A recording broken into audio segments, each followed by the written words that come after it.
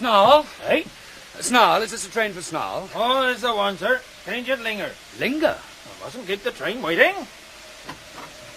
In you go, sir.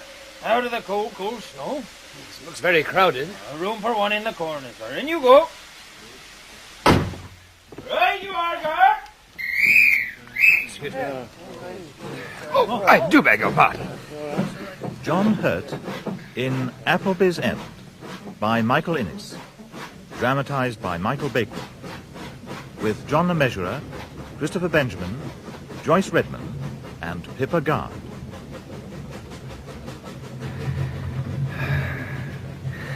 Bare white fields and cattle steamy and dejected in the falling snow.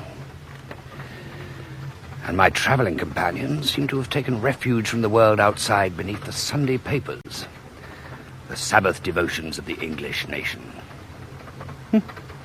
Love nest in Lewisham, blunt instrument in Bootle, thin-lipped women between policemen outside assize halls, judges and coroners and detective inspectors from Scotland Yard.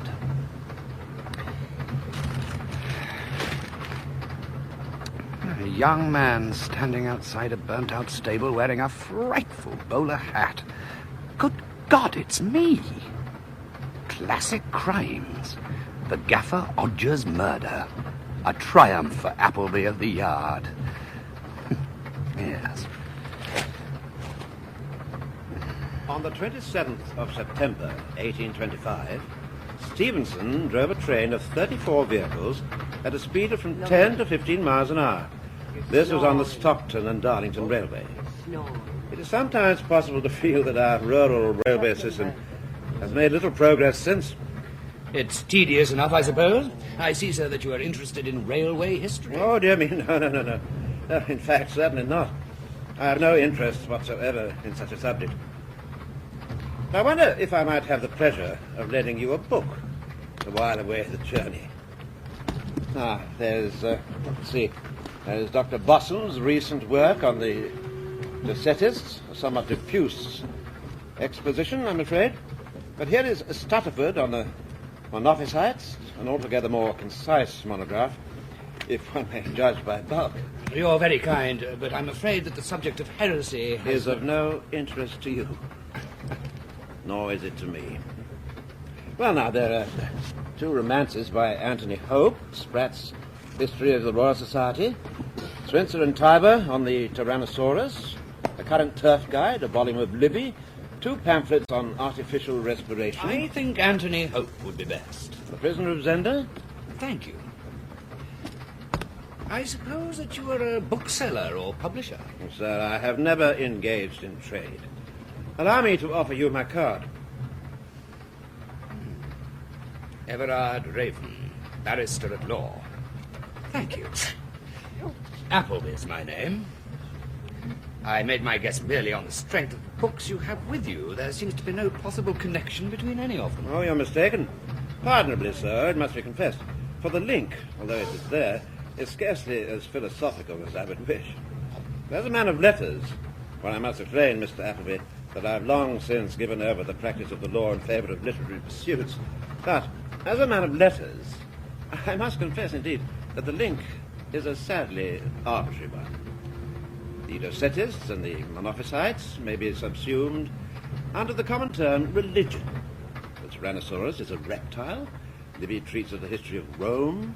The Turf Guide concerns racing. Artificial respiration is an aspect of resuscitation.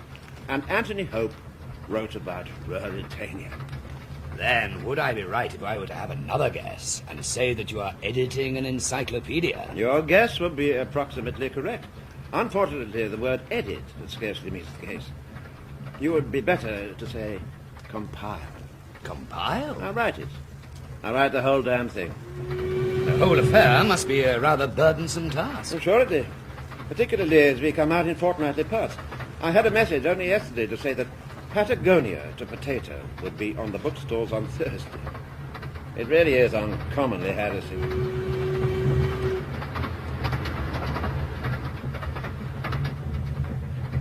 A dirty night, Mr. Appleby.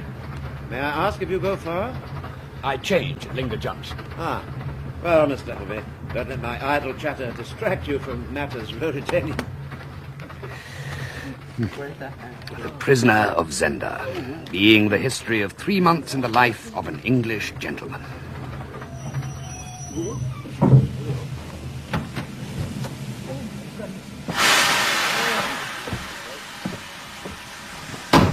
Yatta. I beg your pardon. Yatta. A ghastly little place. It seems quite popular. Everyone's got off. We shall be filling up again presently. Our next port of call is Abbott's Yatta, then King's Yatta, after which we come to Drool. I think you said you hope to change at Linger. Yes. Yes. Ah, St. Clement. Really, very inclement indeed. You think there may be some difficulty about changing at Linger? I suppose it was your aim to get to Sneak or Snarl. I booked a room at the inn at Snarl, and I shall certainly hope to get there tonight. I'm very sorry to have to tell you that it can't be done. The train to Snarl never waits to make the connection.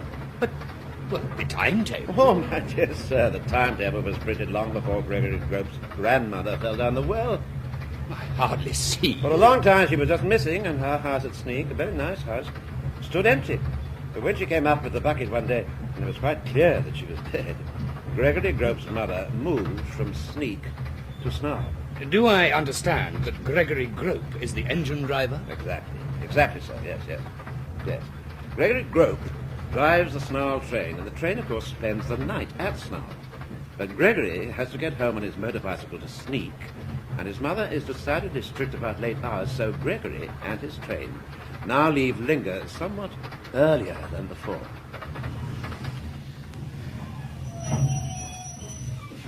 Abbott's Yatta! Abbott's Yatta! Well, perhaps you can tell me if there is an inn at Linger. An inn? Oh, dear me, no. Of course, there's a waiting room. But I think I'm right in saying that the waiting room is used at present for Brettingham Skirl's Gloucester Old Spots. Rettingham Skirl. The porter at Linger. Gloucester Old Spots. Gloucester Old Spots. Quite a cleanly variety of pig, I've been told. Nevertheless... Oh, now, what about King's Yatta or Drool? Is there a pub or somebody who might let a room? Well, let me see now. There's old Mrs. Alstrut, but Drool, she used to let a room. But I doubt if she does now. Not since she went out of her mind, poor old soul. Though, of course, you might try.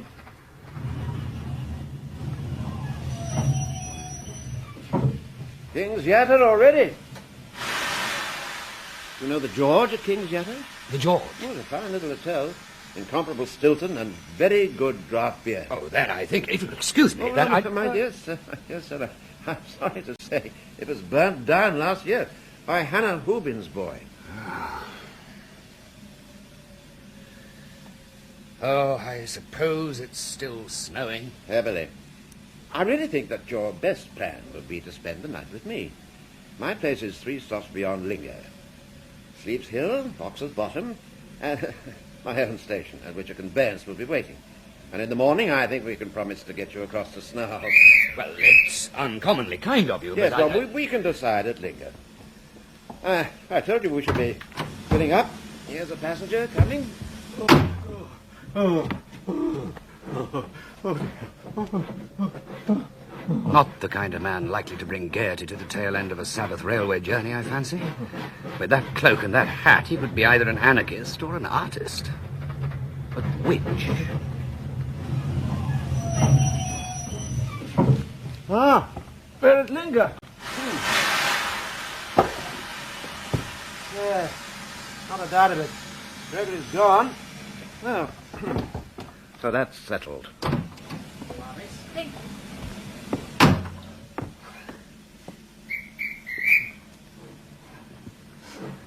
What a writer of the old school would have described as tall and slim, but definitely attractive. But why does she keep staring at me? Come to think of it, the anarchist artist keeps staring at me as well. Sleep's Hill and a regular blizzard. And we're still filling up.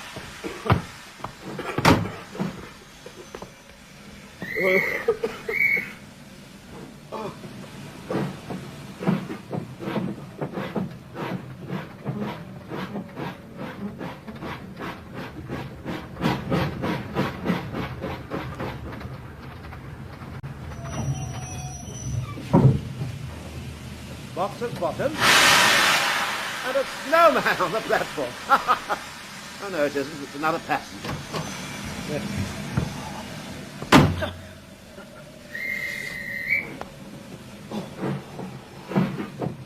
A young man. And he started to stare at me as well. What is it that's so strange about them? Better take refuge in Anthony here. If you walk through the picture galleries of Burlesdon, among the 50 portraits or so of the last century and a half, you will find 5 or 6, including that of the 6th Earl, distinguished by long, sharp, straight noses. The nose. That's it. All 5 of my fellow passengers have the same long, straight nose. Mind you, it looks quite attractive on the girl. If it weren't for the fact that they haven't uttered a single word to one another, one might suppose some degree of kinship between them. Is the nose a consequence of sustained inbreeding? Perhaps Brettingham's Curl and Gregory Grope have it too. Perhaps it was the only remaining distinguishing feature on the old person who came up with the bucket out of the well. We'll soon be there, and it's quite a short drive, not more than 3 miles, unless, of course, anything has gone wrong at the ford, or there are snow drifts in Noblet's Lane, or the axle really goes this time, or our man has been drinking again at the Arms, or Spot casts a shoe. One can't ever bar accidents, and I must repeat that it's uncommonly kind of you to ask me to stop for the night. Mr.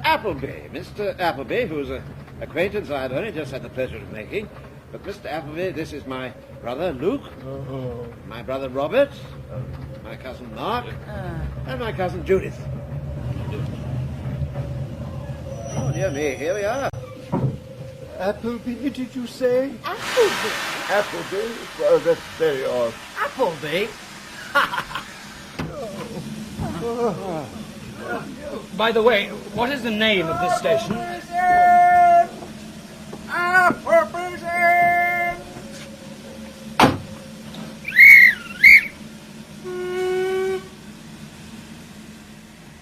Hey ho! Hey ho! Hey ho! Hey ho! Hey ho! Hey ho! Hey ho! Hey ho! Hey ho! Should I join in? Is this the proper thing to do for passengers who arrive at Appleby's End? Or is it a ritual peculiar to the Ravens? And what about an Appleby? Oh, well. Hey-ho, hey-ho. Hey-ho. Where the deuce have you been? I man eat my dinner. A most perfidious and drunken monster, with the face of a raven. I man eat my dinner. Now, Mr. Appleby, if you care to take your place in the family coach. You did remember to bring the foot warmer, hey-ho. There ought to be just room inside for all. No. Oh, you mun have potatoes. Potatoes, hey-ho, what do you mean? You mun have potatoes, and the hens mun have corn, and the cow mun have cake, and Spot mun have his bottle of hay. 'Tis all taken up. I suppose he might just fit Judith in on top of the sacks. But for the rest of us, it looks like the box. And the boot. Perhaps some of us had better walk. But it would be a shame if we didn't manage to get Mr. Appleby inside, too. Please don't concern yourself about me. I can quite easily walk. Right. Plenty of room for Mr. Appleby. Push him in. Push them in. Push in, Judy. Push in the befriended stranger. Potato pie. Cattle cake collops. And down with the lid.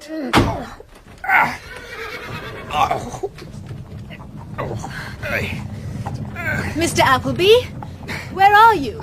Well, I don't quite know. My head's up against the roof. I think I'm on top of a bottle of hay. Well, if you remain up there when we get in the lane, you will break your neck. And if you come down, you will find some 6 inches of seat between me and that sack. You will probably judge social embarrassment preferable to a dislocated cervical vertebra. Yes. I'll see what can be done.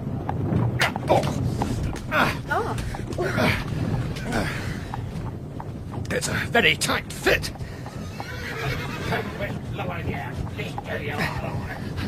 I believe that it was Dr. Johnson who held few pleasures to exceed that of driving through the country in a post-chaise with a pretty girl. I should say you weigh about 11 stone 6.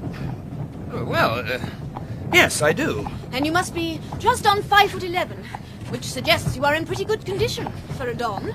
A Don? Well, only a Don would bring out a pedantic thing like that about Dr. Johnson. Thank you, but I'm not a Don. I'm a policeman. A policeman? Do you mean a detective? Shades of great Uncle Ranulph. No wonder Everard nobbled you. He's always harking back to the disreputable family past. Well, he hasn't mentioned your great-uncle Ranulph. Was he someone who had to be, detected by a detective? Certainly not. Do you mean to say you've never heard of Ranulph Raven? Ranulph Raven? Well, I seem to remember a pre-Raphaelite painter. That was his cousin. And a bishop who said something witty about Matthew Arnold. Ranulph's younger brother.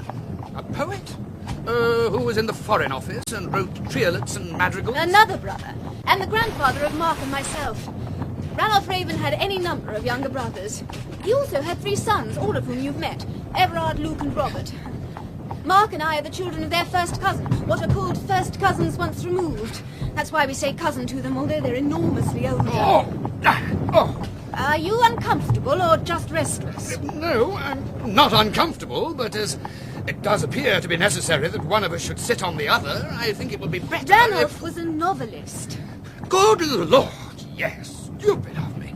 A sort of second Wilkie Collins, and enormously prolific. Ah, you've noticed Hay-Ho. Beg your pardon? Just like Cousin Robert, isn't he? And most of the servants are legacies like that, I believe. And the only legacies Ranulph left. You'd have expected all those novels to have turned into a little capital, wouldn't you? But nothing at all. And we all seem to take to activities of that sort. I sculpt. You what? You know, bashing lumps of marble about with a hammer and chisel.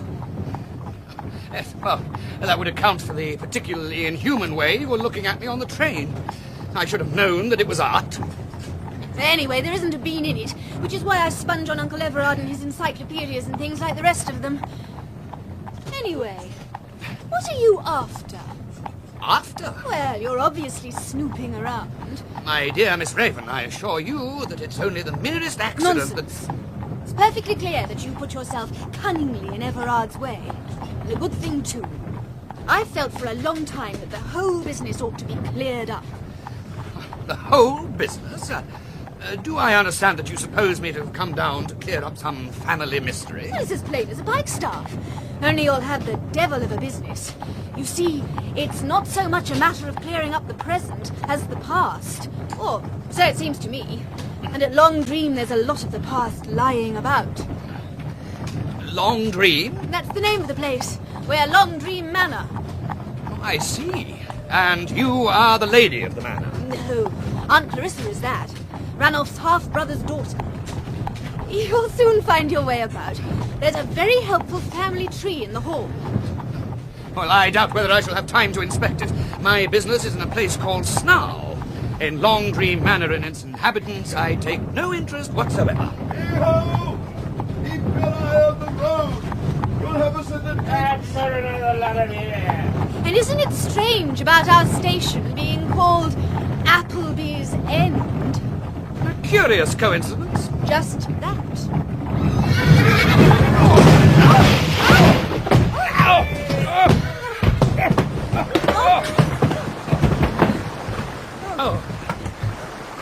Would you say it was the axle or just spot casting a shoe? Neither. It's the Ford. We're stuck in it. Good Lord. Are you sure? I'm sitting in several inches of water. And from this, as your professional training will tell you, there is the inference. I'm going to try to get my head out of the window. Hey-ho! Hey-ho! Hey-ho! Hey-ho! Hey-ho! Hey-ho! Hey-ho! What's happening? Hey-ho seems to have cut the traces and got away with Spot. They're on the farther side of the ford. Oh, horrid scoundrel. What's he doing about it? I rather think he's filling his pipe. Oh, the disgusting old man. Hey-ho! Hey-ho! Hey-ho! What about the others? Well, they're on the other bank, yelling like mad. Hey-ho, potato has produced a bottle. I think your cousin may be said to be upbraiding him. I should jolly well think so. I say, isn't the water rising? It's up to nearly my armpits. Oh, good Lord! Well, we must get a door open and edge out some of these confounded sacks. And then we'll be able to move. Right, here we go. Right. And another. And one more. Up you get! The potatoes won't come to any harm. But about the cake for the cow, I don't know at all. And as for the books on reptiles and religion and resuscitation... I don't know what you're talking about. Do we wade or swim? Wade, I think. Lord, we're floating. We're spinning like a top. We're certainly on the move. We'd better swim. Well, better wait. There's a shark there. We'll probably be washed up on the bank. It's coming up. Certainly hasn't grounded. What happens after the bend? Well, then you come to the river. The river? The dream. Gets quite broad here. Hello. Here comes the moon. It's absolutely grotesque. We might be on the Volga. Of course, there isn't much of it like this. It narrows about a mile down. Why don't we sink? Heaven knows. The sooner we stop being inside passengers, the better. It's either swim straight away or climb to the roof. If the first, get some of your clothes off. If the second, don't. Well, we'll try the roof. Swing the door open and see if we can climb up by that. And as for clothes, a wet skirt is likely to be a nuisance in any case. Let's get rid of it now. After you. Right. Up you come. Safe and for the moment. Reasonably sound. It's rather restful. If this were August, it would be altogether romantic. I should forget my discarded skirt and the fact that my legs are beginning to feel rather chilly. I should look back and dream of my wonderful policeman. Our delights, I should recall, were dolphin-like. But his conduct was irreproachable, and his conversation uniformly improving. Oh, bless you. But as it is, I'd swap you without a moment's hesitation for a bowl of hot soup. It's a pity there seems to be nobody abroad at this hour. We should become a legend that would haunt the countryside for generations, don't you think? Well, quite enough legends already. All this is the Raven country still, you know. Is it indeed? Then you can't be so overwhelming a burden on your cousin Everard's resources. Oh, my dear man, I don't mean we own it. All Everard has left is a chunk of park and a couple of hummocky farms. I mean, this is the country Ranulph wrote about. Hardy's Wessex, Trollope's Barsetshire, Ranulph Raven's dream country, see? I see. And did Ranulph create the legends or just find them lying about? Oh, it rather seems as if he grubbed them up. Anything with lurid possibilities that happened within 20 miles about, he would ferret out and add knobs to. What a dismal trade. I think this moonlight voyage has gone on long enough. I vote we swim. There's a 5-mile walk ahead of us already. No chance of dinner. By Jove, we're drifting straight inshore. Come on, we'll make dinner yet. When I say jump, jump. Don't be silly. I shall jump when I think it's a good idea myself, and if it's me that falls in... No! Oh! Are you all right? Oh, fine, thanks. Oh, where the deuce is your coat? I left it on board. Too heavy and flappy to risk jumping in. Oh, here, put this on. If you turn out to be the chivalrous type of policeman, I shall bite. Put it on. Nonsense. Once I get walking briskly, I shall be... Do you think that I propose to be found roaming round the country with a disrobed girl? No. Put it on and let's tramp for the Lord's sake. Why I didn't choose Brettingham what's-his-name's pigs, I'll never know. Take it back about the pigs, and I'll give you some chocolate. I take it back. I suppose you can find your way. Of course. At least I think so. Country is certainly oddly unfamiliar in the snow, and by moonlight. Oh, look! There's a house over there to your left. Come on.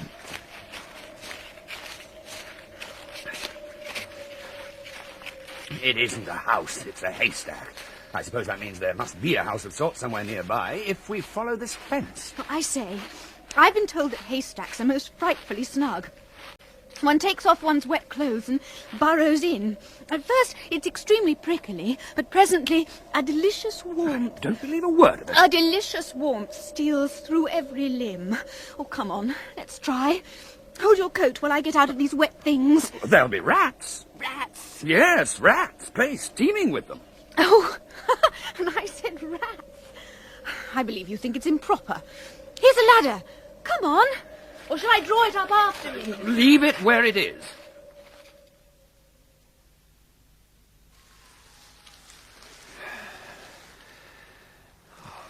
Have I been asleep? It's certainly warm. God only knows what the Assistant Commissioner would think if he got to hear about this. Miss Raven, Yes. we ought to be going soon. Oh, I'm not going. I'm sleepy. I don't believe a word of it. Tell me, what on earth put it into your head that I was proposing to investigate the mouldering skeletons in the Raven family cupboards? I don't know what you're talking about. Comfy now. I don't believe that your cupboards have any skeletons at all, except of mice and bats and spiders. If spiders have skeletons. Our cupboards have got skeletons. They have not. Very well. Listen. You must understand that my brother Mark and I have lived at Dream ever since we were children. Our parents were dead, you see, and Ranulph, of course, had died 20 or 30 years before, and nobody thought of him. Or so you would think. Certainly nobody bought his books anymore, and he blued all he ever made out of them. So it was quite a time before Mark and I found out that there was a Ranulph Raven legend. What you might call a popular legend. The first we heard of it was from a blind old man who came tap-tapping over the bridge with a stick. And delivered a black spot. I do think when you start telling a yarn, you should keep off Treasure Island. The blind man leant over a gate and talked to us in a cunning, fearful sort of voice. "Come here, young lady and gentlemen," he said. "Come here, my dears, and let me talk to you. Master Raven, young sir, and Miss Raven, my young lady, very proud of your famous grandfather you must be, my dears, and great scholars you must be, with all these grand book-learned folk in your family." Mind you, I don't say he said it just like that. I'm no good at dialect, and he's beginning to sound like an Irishman, which he wasn't, but that was the general effect. Go on. Well, then he said, "Did your dear grandfather ever write down the story of the blind lad that killed his brother? The blind lad who hated his brother for what he'd taken from him, and knew he always would hate him?" And I was scared, and I think Mark was scared too, but scared just puts the devil in Mark. "Yes, of course," he said. "That's one of the most famous stories grandfather ever wrote." And instead of showing panic or alarm, as you might have expected, a look came over the blind man's face of the most ghastly disappointment. And he said, "Then a curse on him and you." And we never saw him again. And is there a Ranulph Raven story There is about... not. We found out afterwards that there isn't, as it happens, a single blind man in the whole Ranulph Earth. Mark just made it up on the spot. Is it still snowing? No more snow. We can be on our way soon. Go on with your yarn. Well, Mark and I discovered that Ranulph had a reputation among the peasantry for having possessed prophetic powers. For instance, we found out from Everard's old housekeeper, who's dead now, that in Ranulph's time people used to come and consult him about the future, just as if he were an old woman with earrings sitting in a tent. And did he make this special talent of his available for all comers? He was affable and conversable. Actually, I think he just supposed it a chance to worm people's stories out of them. Doesn't really seem promising to me. So few people have stories worth speaking of after all. I'm sure I haven't. A woman without a past and without a future. No novelist could muscle in on. What are you doing? Putting some clothes on. You sure it will be empty? What? Your future. Oh, I suspect so. I suspect it's going to be quite different. Still, there's the point. What point? What Ranulph was interested in. Not people's past or future, but their fantasies. He made stories out of people's daydreams, all the lurid and scandalous things people saw themselves doing, and sometimes, of course, and perhaps years later, they would really do them, or something tolerably like. And there it would be already in one of Ranulph Raven's stories. And the result would be a popular notion that his stories were really a species of prophetic books. So, the blind man... As a lad, he cherished a nasty plan to liquidate his brother. But he remembered having let it out to Ranulph. So he had a fear that it would be a pretty risky business to commit a crime which might have been put into a book donkey's years before. Hence his fury on being told by your brother that there was such a yarn of Ranulph's. I must say you have quite the professional touch. Is the ladder still there? Yes, it is. Time we were off. I would call it extremely nasty. Listen, this story of yours is all fibs. Yes or no? No. The whole story of the blind man is gospel. Why? Because for some reason you don't seem very proud of it. In fact, you seem less pleased with it every time we look at each other. Oh, what rot. It's just that the whole Ranulph business is so tiresome, I suppose. But surely it's all past history now. I suppose it is. Come on, let's go. Appleby's End. Surely they couldn't... Whatever are you talking about? Oh, nothing. Come on. There's a very chilly 5-mile walk ahead of us. My clothes are still wet. So are mine. What about a race to warm us up a bit? Not in this overcoat. I'll carry it. I thought I was wearing it to satisfy your sense of decorum. Come on. Right, ready, get set, go! Oh.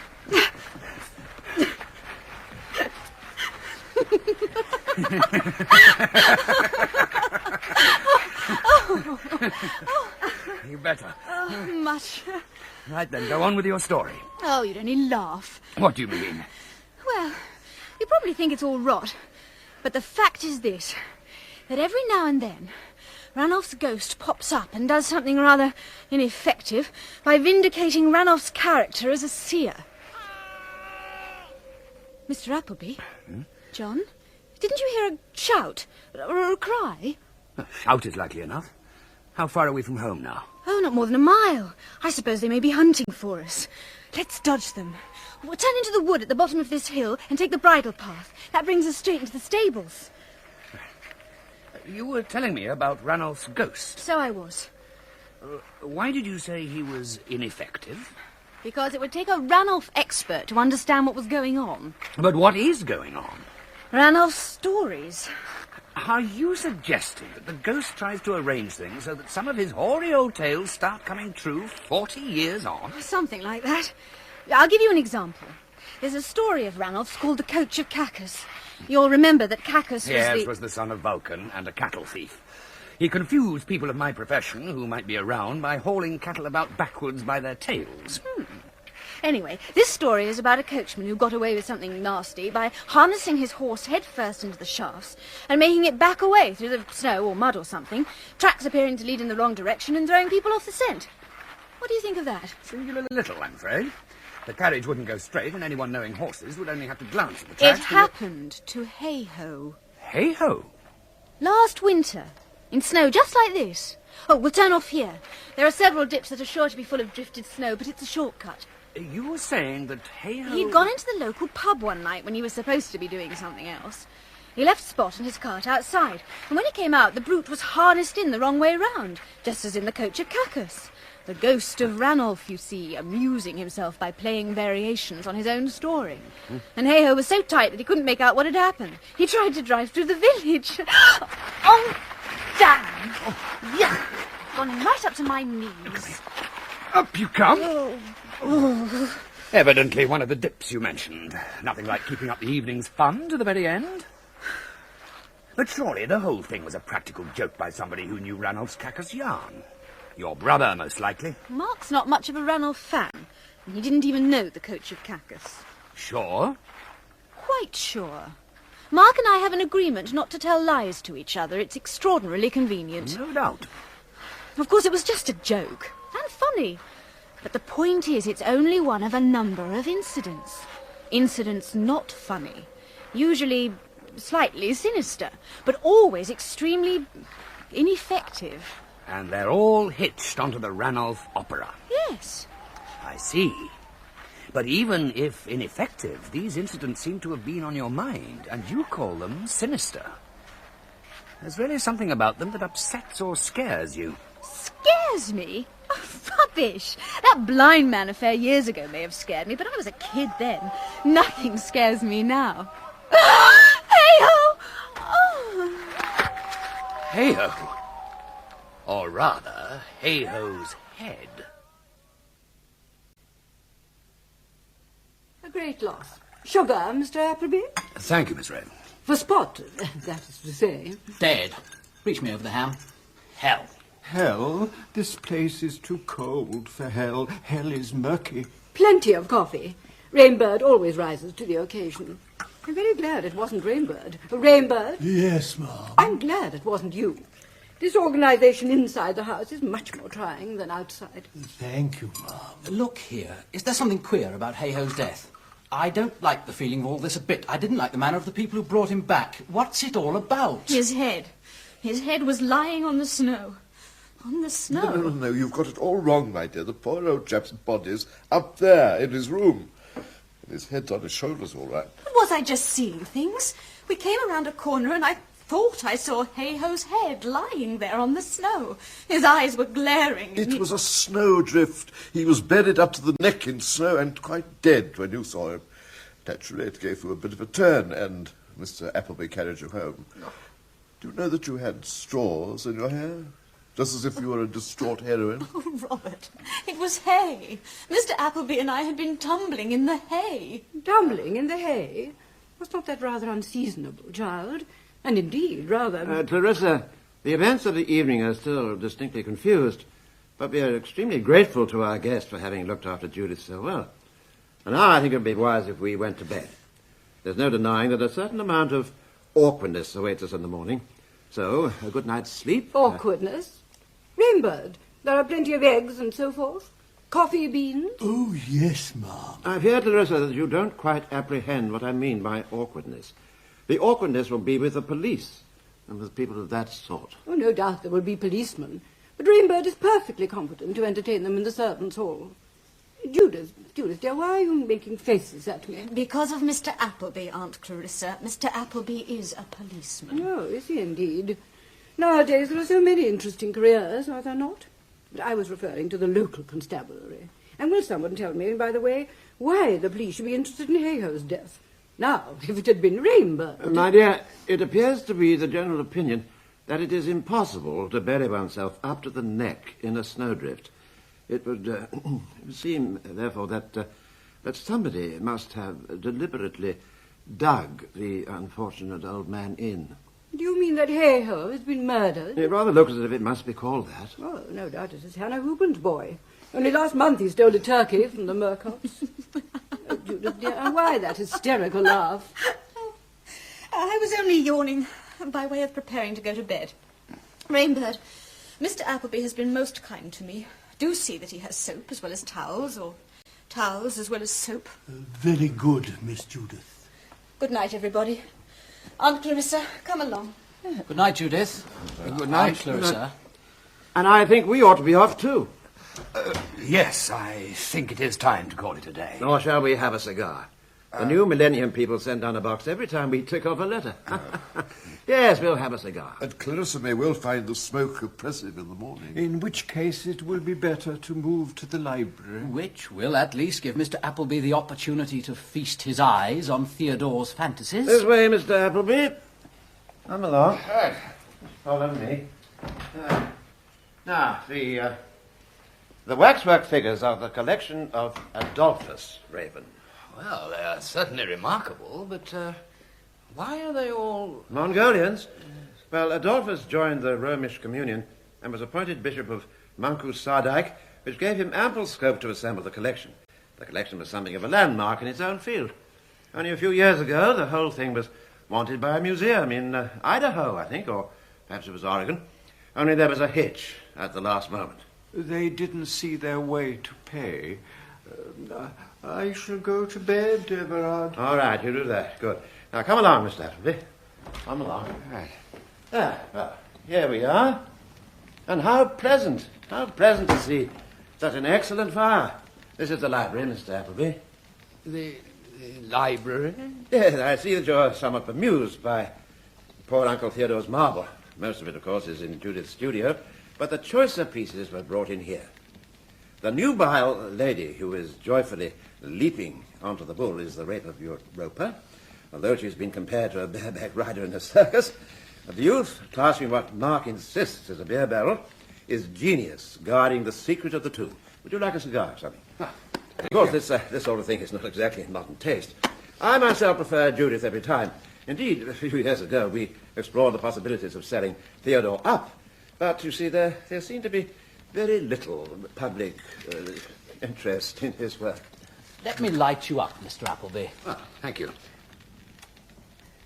Books, on the other hand, always have their price. Yes, I had noticed that the library Is distinguished by the almost total absence of books, yes. Yes. We found that a folio volume of 18th century sermons is a reasonably good breakfast all round. Mr. Appleby is at present in process of digesting a volume of Dodsley's Miscellany, or a badly cropped copy of Dryden's Fables. Mark, when I was a boy, I was taught that gentlemen don't talk money after dinner.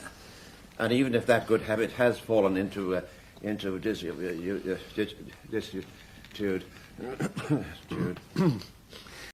I suppose that Hayho was a fairly elderly man, older than any of you. Hayho? Dear me, yes, old as the hills, poor old chap. Must have been a stable lad about the place when I was a babe in arms. About a contemporary of Rainbird, I should say. Wouldn't you, Robert? Well, Rainbird and Hayho were both born some years before any of us. Judith was telling me some story about him and the horse. Spot, isn't it? She said there was some kind of connection with one of Ranulph's stories. I didn't quite understand it. Spot? Oh, that. Well, I suppose she felt the necessity to entertain you with something. Did she tell you about the blind man when we were kids? Yes. Yes, you told me about that. Oh, that old family story. I haven't heard it mentioned for years. What Judith must have on her mind is the business of the coach of Cackless and the other affairs of that sort. Luke's tombstone, for instance. Oh, your brother has a tombstone? A Christmas present. Somebody sent Luke a tombstone.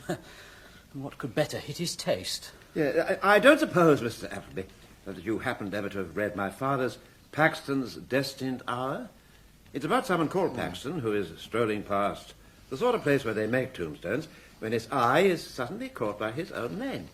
He finds he is reading his own tombstone, complete with the date of his death. But I read a story like that, and certainly not by your father. Yeah, quite. Quite so, yes, but these things do happen. Only Luke didn't just see a tombstone. Somebody sent him one by rail, complete with date of death. Reference to Paxton's Destined Hour was obvious. And how did your brother feel about it? Well, to start with, he went around telling everybody, and that was awkward, for some little reporter creature on our local paper got hold of the story, and it looked as if Luke was going to be thoroughly pestered. Fortunately, Everard's solicitor, who is a family friend, was here at the time and stopped any fuss. After that, Luke began rather to hug the thing. May it be said to account for his present, rather elegiac mood? Well, I shall hardly say so. Luke is commonly like that. But as the date approached, what you might call Luke's destined hour... You mean the date's passed? It's all over? Oh, dear me, yes. How long ago was it, Everard? Oh, 6 months or thereabouts. Yes, the appointed day must have been not without its discomfort for a man of naturally morbid mind. But the day came and went and nothing happened. We scarcely know whether Luke was really disturbed. Anyway, the day just passed. Luke still has the tombstone. He says that only a little alteration will be necessary, and it will do later on. Oh, dear me, how late it is. We really must be getting Mr. Appleby to bed. Mark, be so good as to ring for Rainbird, will you? And Billy Bidewell must be told to take Mr. Appleby to Snarl in the morning. And I hope, my dear sir, that you will come back to us when your business is transacted. Thank you. Judith, I'm sure, would be anxious to have your opinion of her work. You rang, sir? Rainbird, kindly provide our guest with a candle and see him to his room. Yes, sir. Good night, Mr. Appleby. Good night. Good night. Good night. Before she went to bed, sir, Miss Judith handed me this note. It is for you, sir. Thank you. Dear Mr. Appleby, there is nothing corresponding to the death of Hayho in any of Ranulph Raven's works. You are to sleep in his room. Everything he published is in the bookcase near the door. I hope you have a safe journey to Snarl. Yours sincerely, Judith Raven.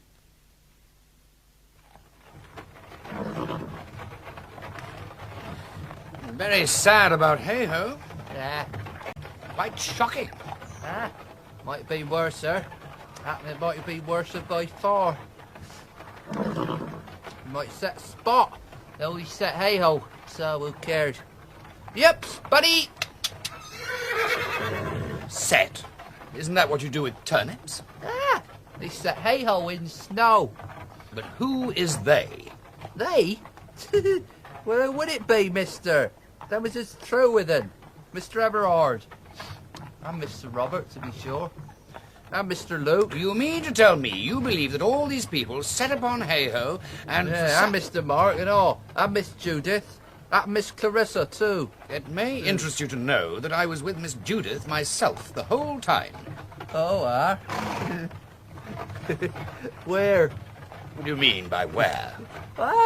Where was you and Miss Judith all that time then? We had a good deal of difficulty making our way back to Dream. Yeah. Raybird do say you was in haystack. Certainly. It came on to snow very hard and we had to take shelter by a haystack. Raybird do say in a haystack. Quite so. Surprisingly warm. My good fellow, what should put it into your head that your master and his brothers could possibly have anything to do with the death of Hay-Ho? 'Cause ravens are down out like other folk. Maybe because of the stories. Oh, the story. You mean one of Ranulph Raven's stories? Yeah. Grammar Bidewell stories. A relative of yours? That's me grammar. It's the tale of the fearful maid and how she came upon a howling and hollering head. Well, how did she? This fearful maid, as young and tender as any in the parish, was walking through Squire's ash spinney. It was spring, and the stinkweed was rife in the ditches, and from across the meadow, the bawcock and the blubberbird Leave them out. Drop the stinkweed and keep to the maid. Well, she came round a bend, and there was the head. Lying on the ground it was, as if tumbled by the scythe, and it rolled its eyes, and foamed at the mouth, and howled like all the souls of all the damned in hell. It was the head of the squire himself, and it squinnied at that fearful maid, and her wit left her, poor tender Pete, and never more words spoke she, but to howl and holler like the head.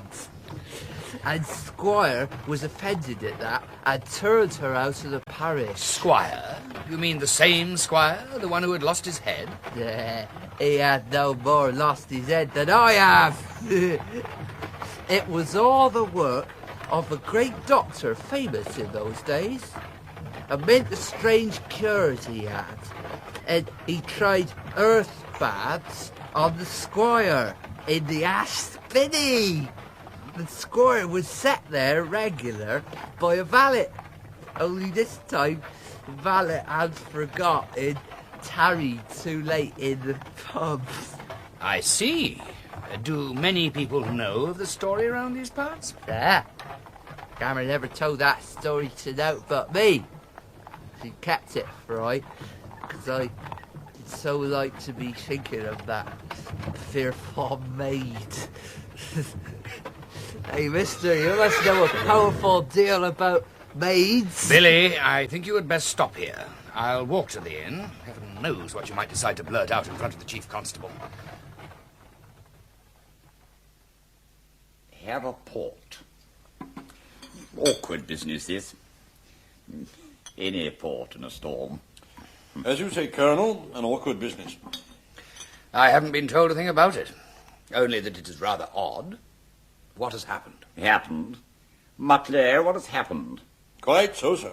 What has happened? Very nicely put. Man's an ass.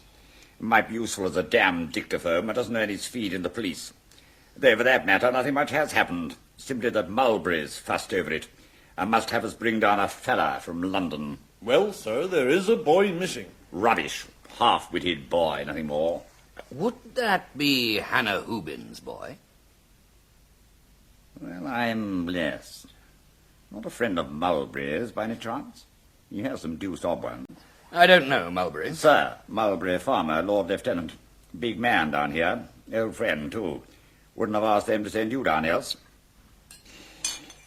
I think I'll take you over to luncheon with him. You seem perfectly presentable. Thank you very much. Mutlow, you can go away. No further use for you. Very well, Colonel. No, stop. Give Mr. Appleby your appreciation of the situation. Avoid prolixity, incoherence, and irrelevant detail. Very good, sir. It's an affair of statues, like. Of statues? And a waxwork. A waxwork? Dictaphone habit catching.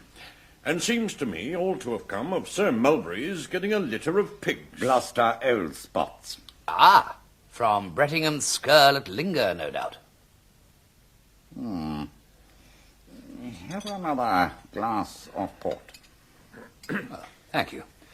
Well, Sir Mulberry got this litter of pigs a good time back, and one of the pigs was a male pig. Man means a boar. Thank you, sir. That would be the technical word, no doubt.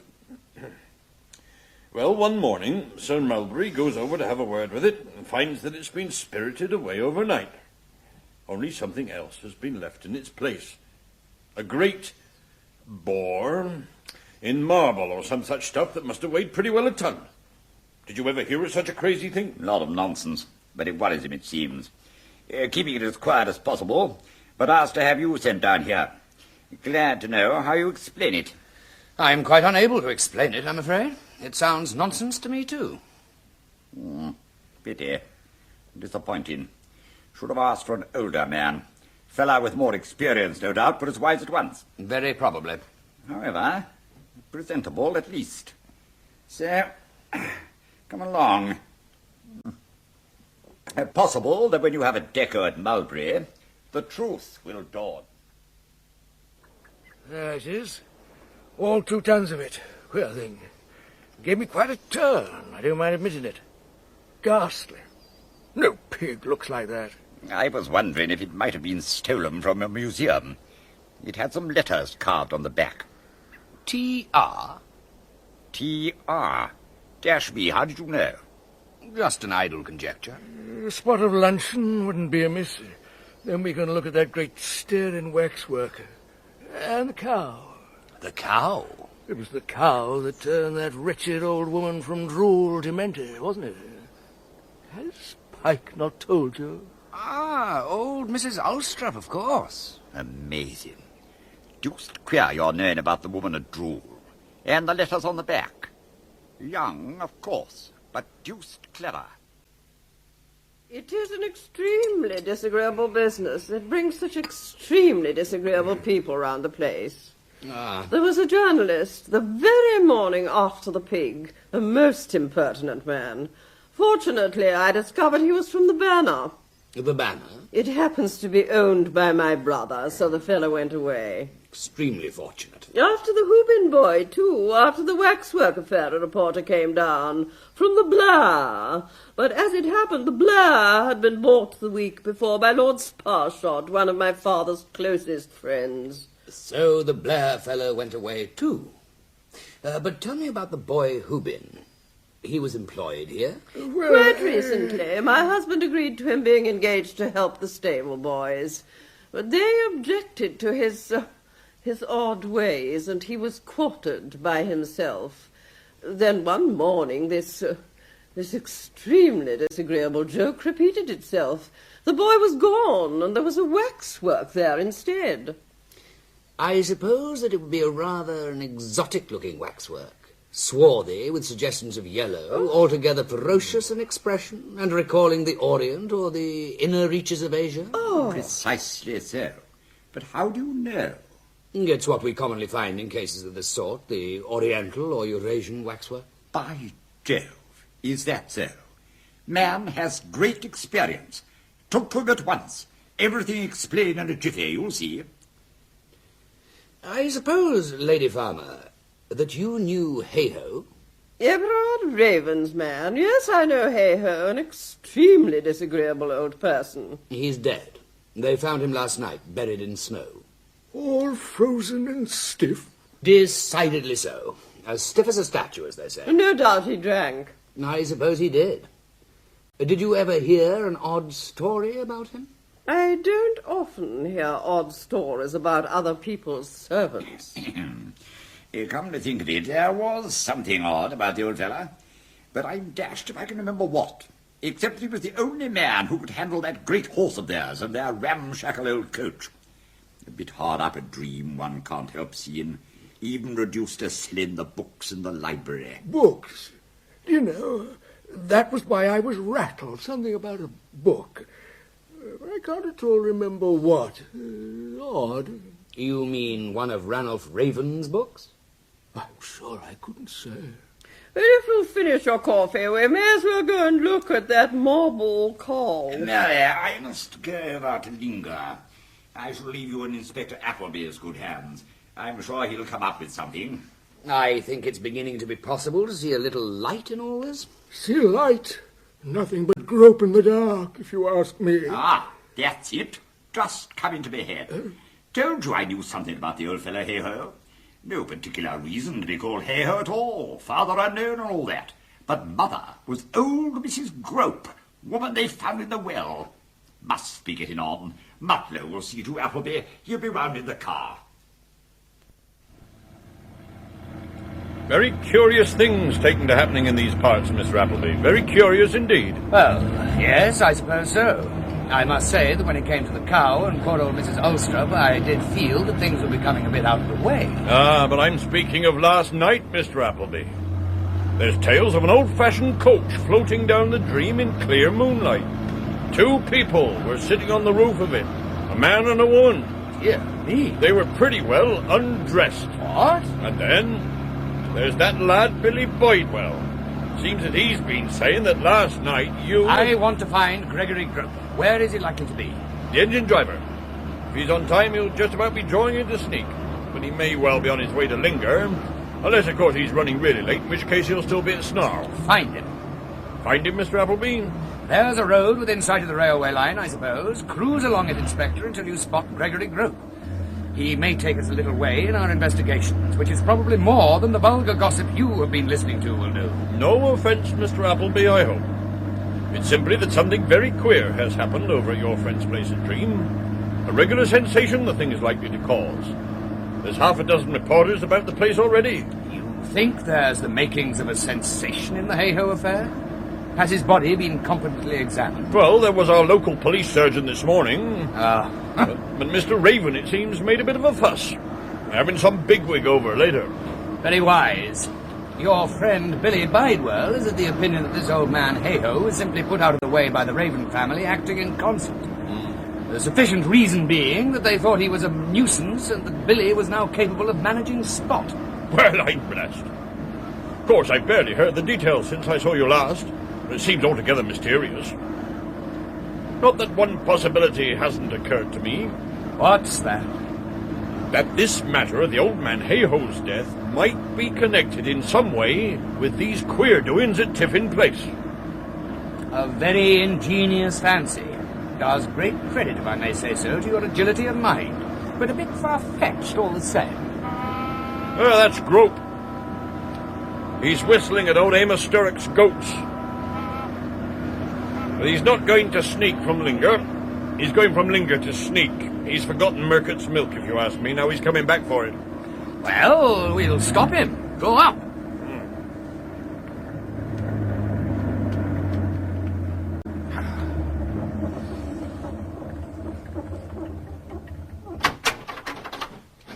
Stop! Stop! Stop! Oh, the idiot thinks we're waving to him. Stop!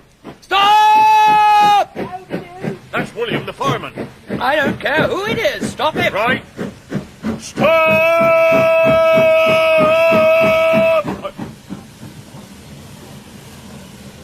He's stopping. About time, too. Jump in, sir! Jump in! The German gentleman's coming! That's it, William. Better have a bit more sleeves. All right. Which way would you be wanting to go, sir?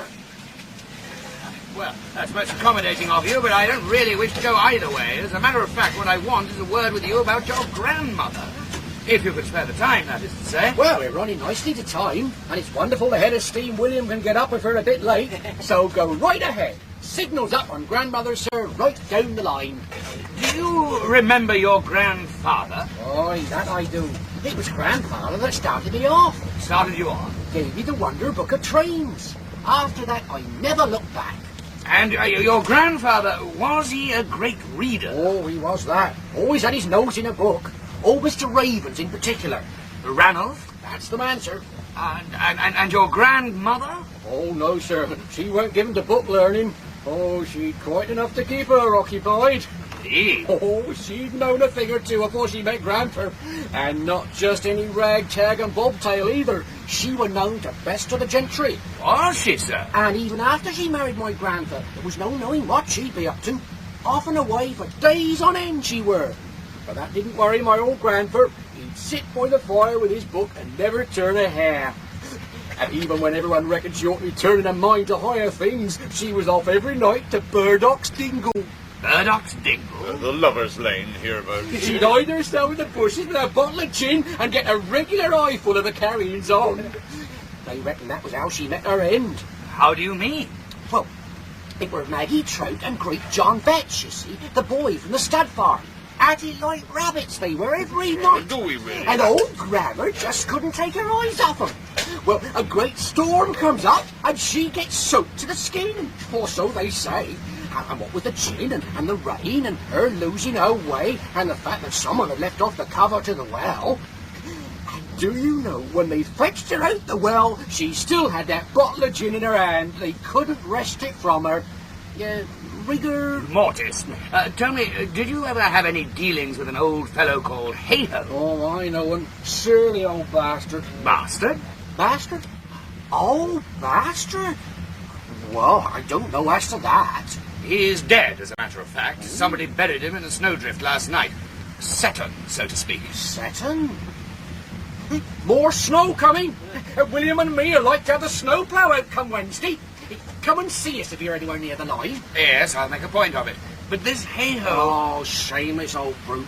My old grandma used to keep an eye out for ye, especially when you were living on that wench over Tew way, before the hussy married t'other fellow. Hayho and his Anna was a regular scandal about these parts, so I've been told. Hannah? Do you mean the woman who's now Hannah Hubin? That's right. And didn't you say something about bastards? Well, there you are. Hannah Hubin's boy, the half-wit that is this dirty old Hayho's son. And now, if it's all the same with you, sir, we'd best be getting on. Stoke up, William. Right. Well, thank you. You've been a great help. Don't forget to come and see the snowplow on Wednesday.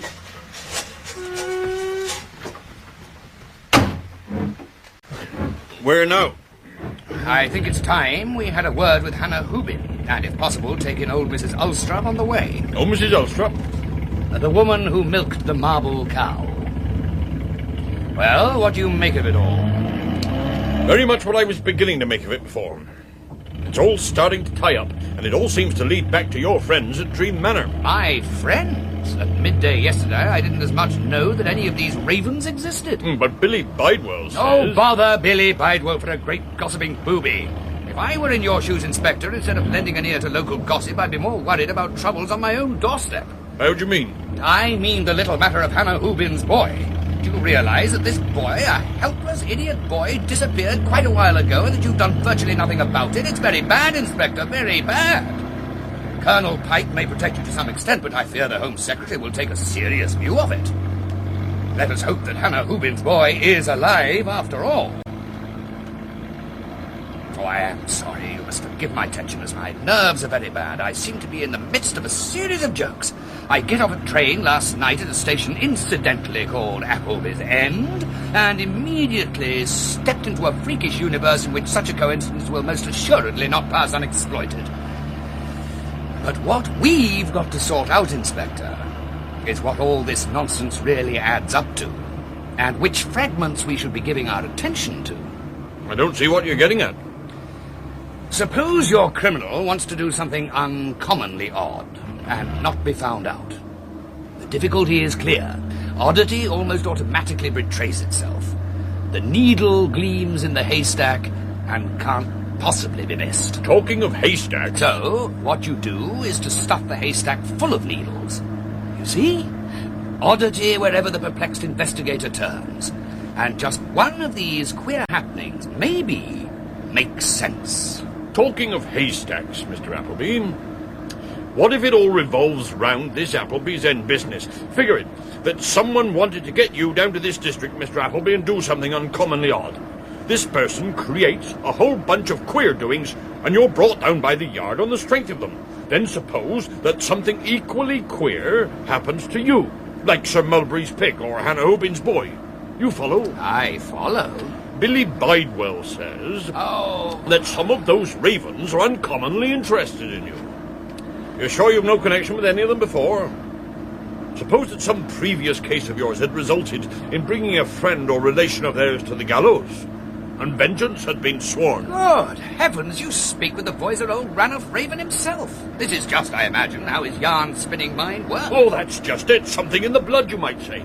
Take this Miss Judith, for instance. I haven't had the opportunity for much conversation with Miss Raven, but I do not think it would misrepresent the situation to say that she and I are engaged. Engaged? That's how I see the matter. You know, 'tis a confusing affair. At times I almost think you're concerned to keep it so. My dear fellow, one gets these fancies after a long day. I suppose that's it. Well, here's the next needle in the haystack.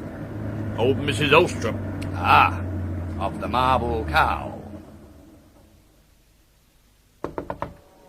Note the clerical hat and the porch, Inspector. Mrs. Ulstrup is doubtless in process of receiving religious advice. Kettle's just on the boil. Ready in a jiffy. Come in. Come in. The door is open.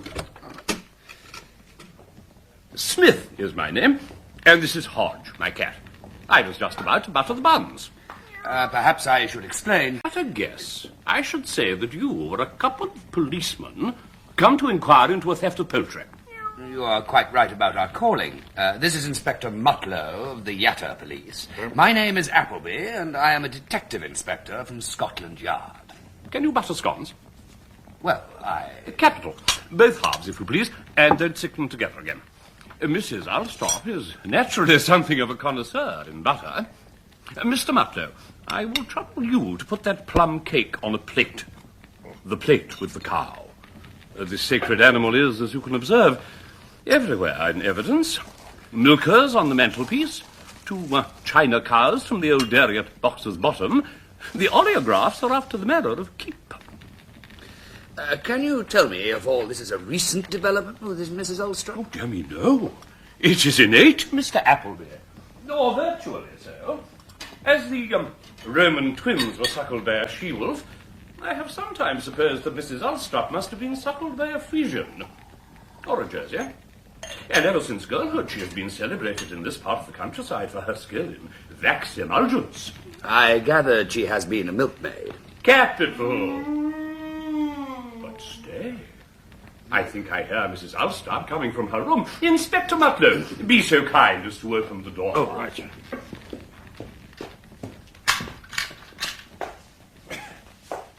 Excellent! Come along, my good soul. Admirably buttered scones, and not at all a bad plum cake.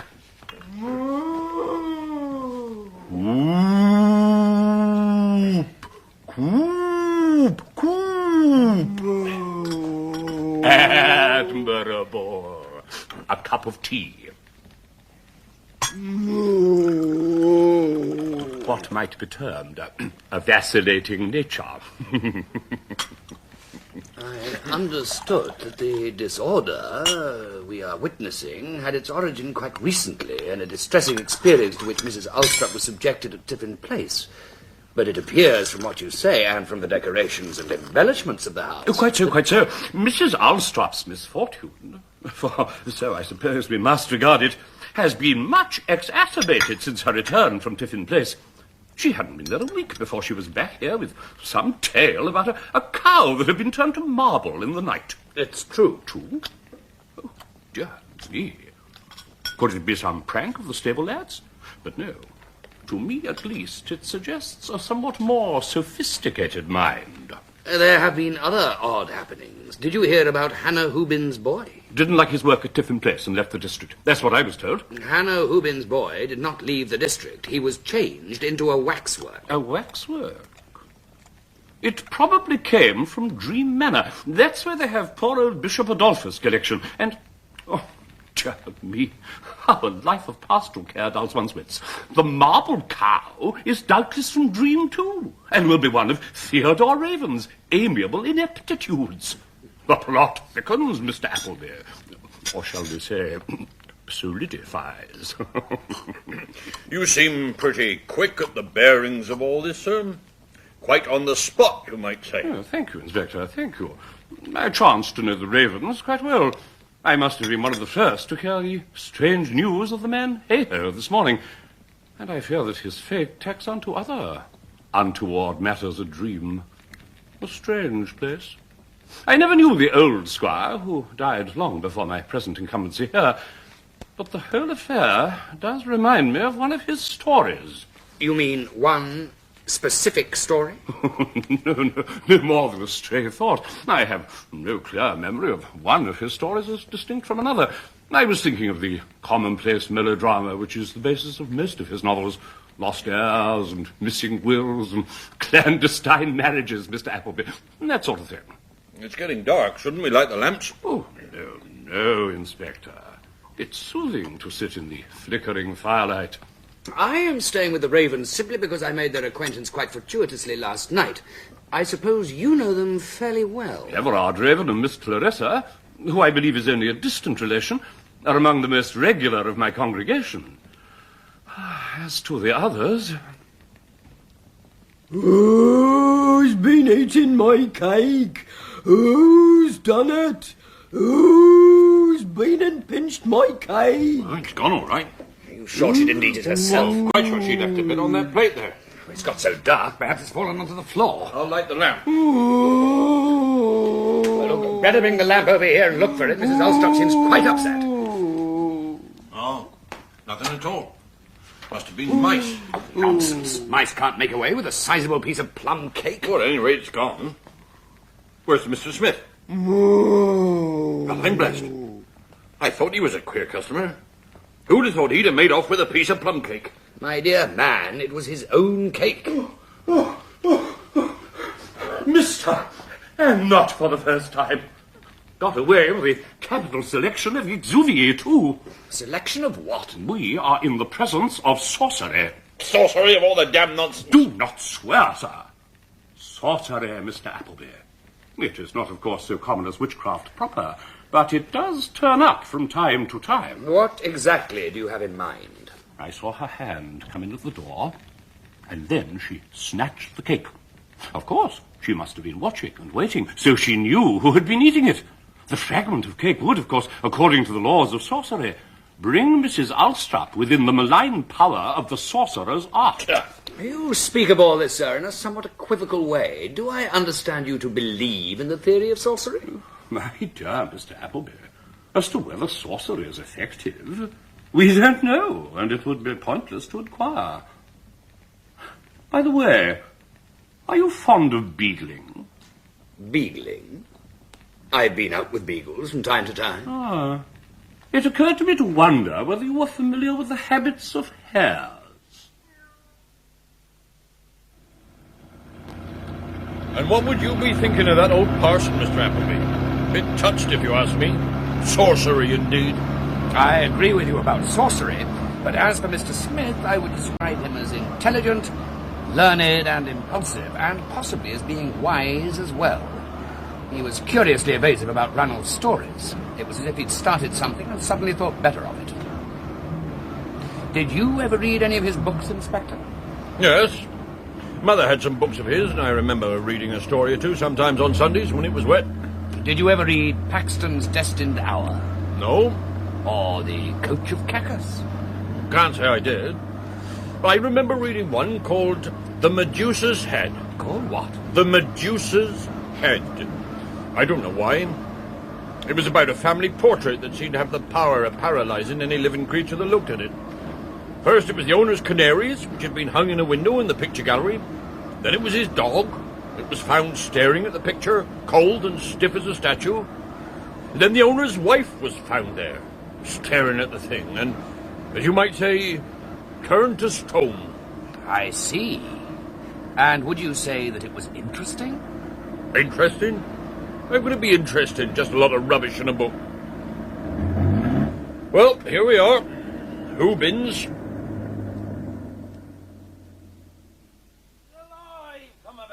The lie more in my hand, and I'll take a more in your ugly mug to change her.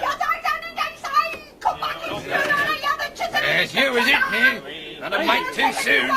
What's going on? Come in and turn the big man out. What big man? What are you talking about? Big man, squirrel, he'd be trying to steal my pig. Turn him out. Come on. They're out in the yard. All right, Give him up. See this order? You've got the law on you and you know it. Give it up or pay the money now. I'll have you before the sessions. I'll have you jailed. Then I'll take him back for myself. No, keep the hands off him. Now then, let's have a look at that order, Brettenham Skirl. All done according to the law of all the magistrate. And where's the pig? There he is, in the sty. Yeah, hark at him. Oh, there's no doubt about it, Hoobin. You'll have to give him up. No! He's been before the magistrate. He's got his order. What exactly is the difficulty, Mr. Skirl? The time payment, sir. They failed in their time payments on one of my pegs. You mean to say you sell Gloucester old spots on the instalment plan? Well, they're mostly for selling outright to the gentry. They suit you very nicely, sir, if I may say so. These Hoobins bit off more than they could chew when they paid a deposit on one of them. And now I'm going to take my pig. One moment, Mrs. Skirl. I'm interested in what you say, and I believe a Gloucester old spot would suit me very well. I imagine this will cover the sum owing to you? Oh, thank you, sir. Thank you kindly. I wish you joy of the pig, sir. I'll be taking my leave, then. We're well rid of that Skirl. I didn't at all care for the man. And now let's look at the creature we've rescued from him. Peace, woman. There's nothing to getting out. Come on out now. Come out on it and show thysen. Why, he was here all the time. I'll learn you, you beastly little brat, pretending to be chased to a waxwork. Where's the pig? Where's Skirl's pig? Eaten breakfast, dinner, supper. Breakfast, dinner, supper. Well, well. How did all this happen? Come on, I assure you, you have nothing to fear. Oh, we were frightened. Frighted? What frightened you? Yes, 'twas thrown in winter. Something has happened at Tiffin Place. They will take the boy again, hide him a friend. And what does the boy say? What did you make of it? Mischief. I'm sure you weren't far wrong. And who do you think this message came from? Fairies. Oh, you cheeky little imp. Well, Mrs. Hoobin, I think you can let the boy sleep in his bed again. Whatever happened at Tiffin Place had nothing to do with him, so nobody's going to take him.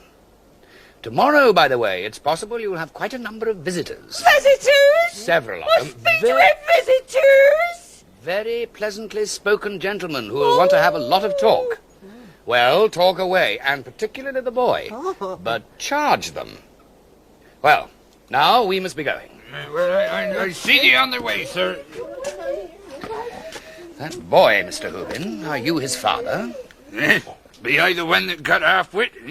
That's what I'm asking. Mister, did he ever see a saw? Dear me, yes. Would he ask which tooth cut board?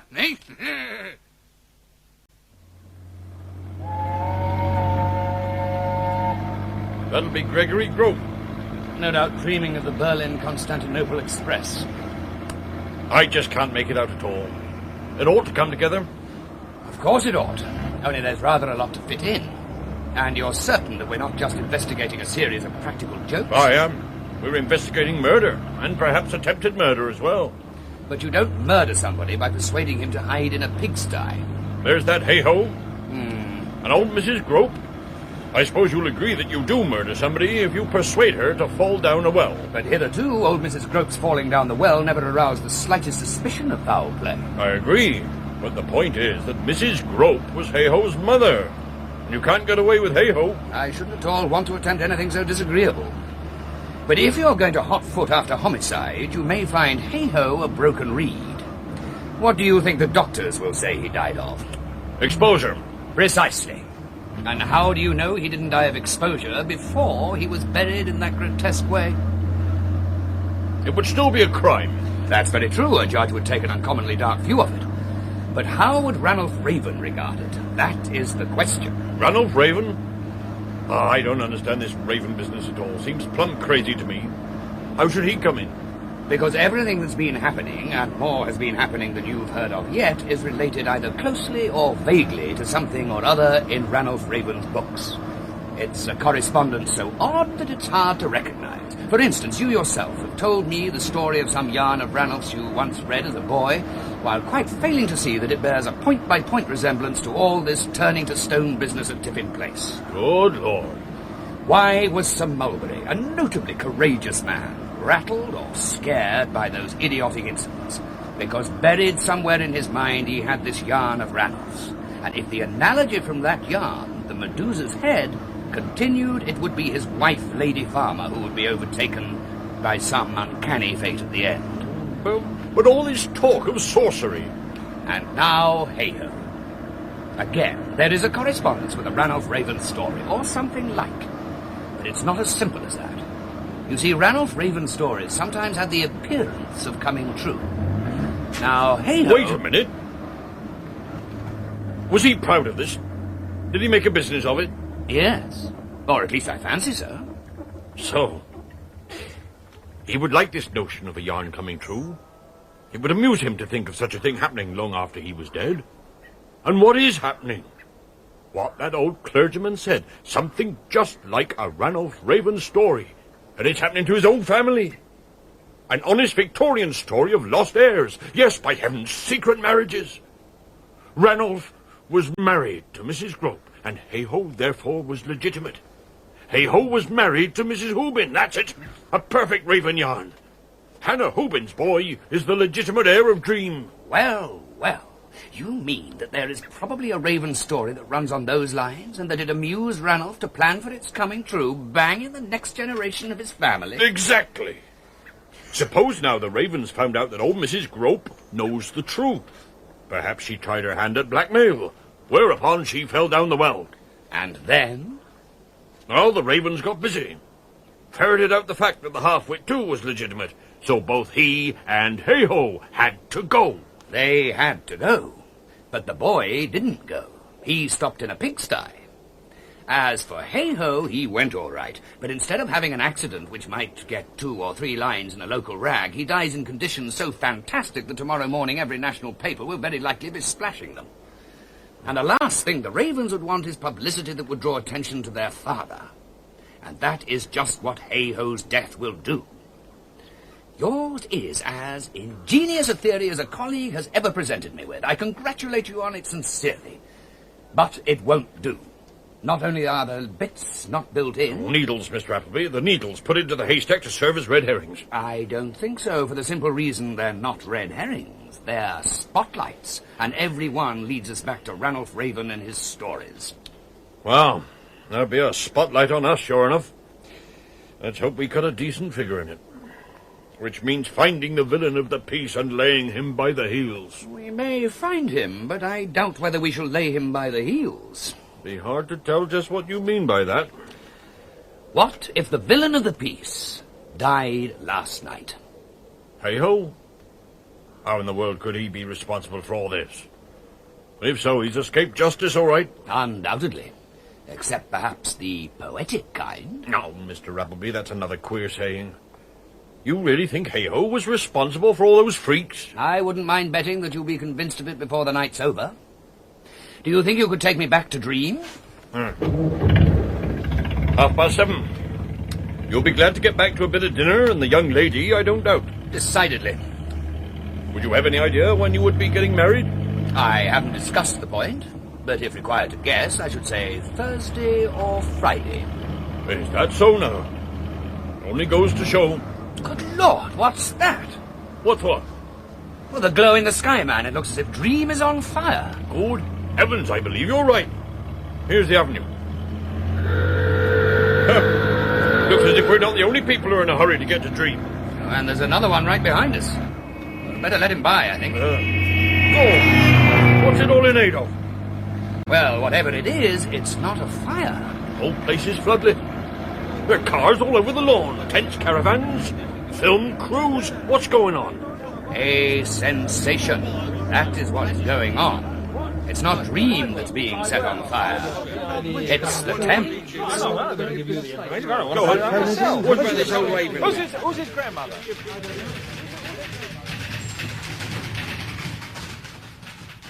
It seems that we are virtually under siege. The whole place is overrun by journalists. Billy Bidewell is drunk. Peggy Pitchers has been given 18 pairs of silk stockings, and Mark knocked down a man who got into Judith's studio with a camera. Good Lord. And just look at the evening papers. Body in snow, folklorist tells. What folklorist? I mean, Billy Bidewell. Listen, the victim once chosen, said Mr. Bidewell, it was only a question of waiting for a heavy fall of snow. Then they would settle. And just listen to this, Appleby. Dream Voyager's grisly end. Young sculptress's ordeal. Sculptress? That should please Judith. Good Lord! Haystack refugees find hey-ho rigid. Ah, yes, I should have told you that Judith has announced that she is going to be married to you on Wednesday. Everard approves, but Clarissa says that we must insist on the Archbishop of Canterbury's imposing a decent delay. I congratulate you most heartily, and I hope that you will be very happy. If, that is, you can survive headlines like half-naked girl finds frozen coachman. Oh, can't something be done about all this? I'm afraid not. You see, this is a mere mild beginning. Just what rather conservative local journalists were able to get off this morning. The people camped outside now are the experts, and in the morning papers you'll see them really begin to exploit the business. It will be a first-class sensation. Ah, my dear fellow, my dear John, I'm extremely glad to see you back. This is a very sudden decision of Judith's, but I assure you we're all very pleased. Though Clarissa may take a little humouring, I think I ought to say. And here's Mark, who will no doubt find Judith for you. Mark, my dear chap, here's your brother-in-law waiting for you to say the right thing. I knew this was going to happen. The way she looked at him in that railway carriage. Yes, I felt rather like an unhewn block of soapstone. Still, let them marry, by all means. He seems quite a decent chap. Yes, quite. Yes. But now, Mark, if you would be so good as to point John in the direction of Judith's studio. Well? Well? Appleby's End. I think we might begin with that. Is there a story of Ranulph's called Appleby's End? Yes. The place had that name before there was a railway station, and I suppose it caught his eye. I see. And is it about a man who is invited to stay at a strange house with sinister consequences? He doesn't get married, but sinister is the word.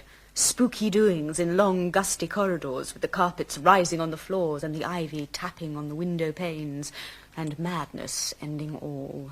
You're not mildly apprehensive? You don't mind being tied for life to a madman? I'm not apprehensive. Perhaps you should be. You remember you told me that you have a compact with Mark not to tell each other fibs? Is that going to apply to me? Yes. Then don't you think you ought to tell me... I'm marrying you for your wits. Partly. I expect to see you work it out for yourself, and I don't need to tell you either fibs or otherwise. I can just keep mum. But can you keep mum, for instance, about last night? The hey-ho business. Well, I did find it rather macabre. And disconcerting in that it didn't hitch onto any Ranulph story. Quite. I've discovered it hitches onto what might well be a Ranulph story. Only he doesn't seem to have written it. Billy Bidewell... Ranulph did write it, only it was never published. Everard told me this morning. Well, what do you make of the whole business? It's the work of an artist, and therefore quite probably of somebody with raven blood. Perhaps of somebody interested in dreams because brought up at a place called Dream. For dreams, you know, use whatever is lying about. A man called Appleby in a place called Appleby's End, there's pure dream material in that, and it's not been missed. Only, of course, this is a thoroughly practical and businesslike dream, or was meant to be. If I were marrying you for your wits, it looks as if I should be getting a bargain. Hey-ho dies, and his body is found lying in some lane. The dream artificer promptly exploits the fact, and there he overreaches himself, because in England you can't do that with a body, however dead, and get away with it. Yes? I am sorry to disturb you, Miss Judith, but Mr. Everard has asked me to tell you there will be guests for dinner. Guests? They arrived without warning, Miss Judith. Mr. Everard was quite put out. Well, who are they? A Mr. Scott Ralph Raven's publisher. and a Mr. Little. A news editor of the Blair. Well, well, and all for Hannah Hubin's boy. And there's a young constable downstairs, Mr. Appleby. He asked me to give you this. Someone has put the pins to Woolworth. Woolworth? Starrock's prize bull. I understand that a clay model of the animal was found in his straw, stuck with pins. This is serious, and I think the matter should be communicated in the discreetest possible manner to the gentlemen of the press outside. Will you arrange that, Rainbird? Certainly, sir. Witchcraft? But it just doesn't fit in or make sense. It's got nothing to do with us. And why should you be so keen to go and... I'll let you puzzle out that one. We have 2 jobs ahead of us this evening. 2? I should have thought 1 was enough. 2. Getting to the heart of the mystery and getting away again. Come on, we'd better go into dinner. The unfortunate man who died last night... Hey-ho. Just so. What manner of man was he? Far from reliable.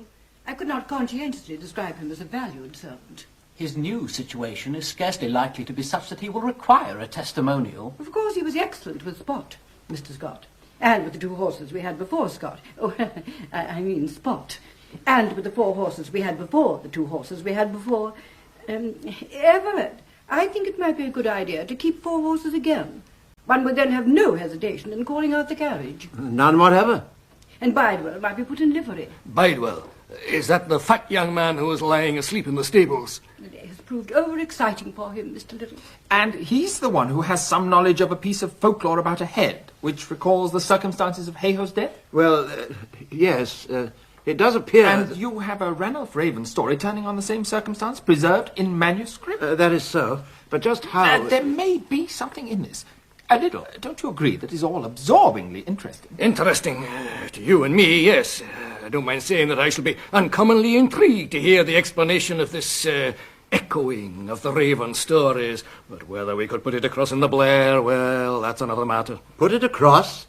Really, my dear Little, I quite fail to understand you.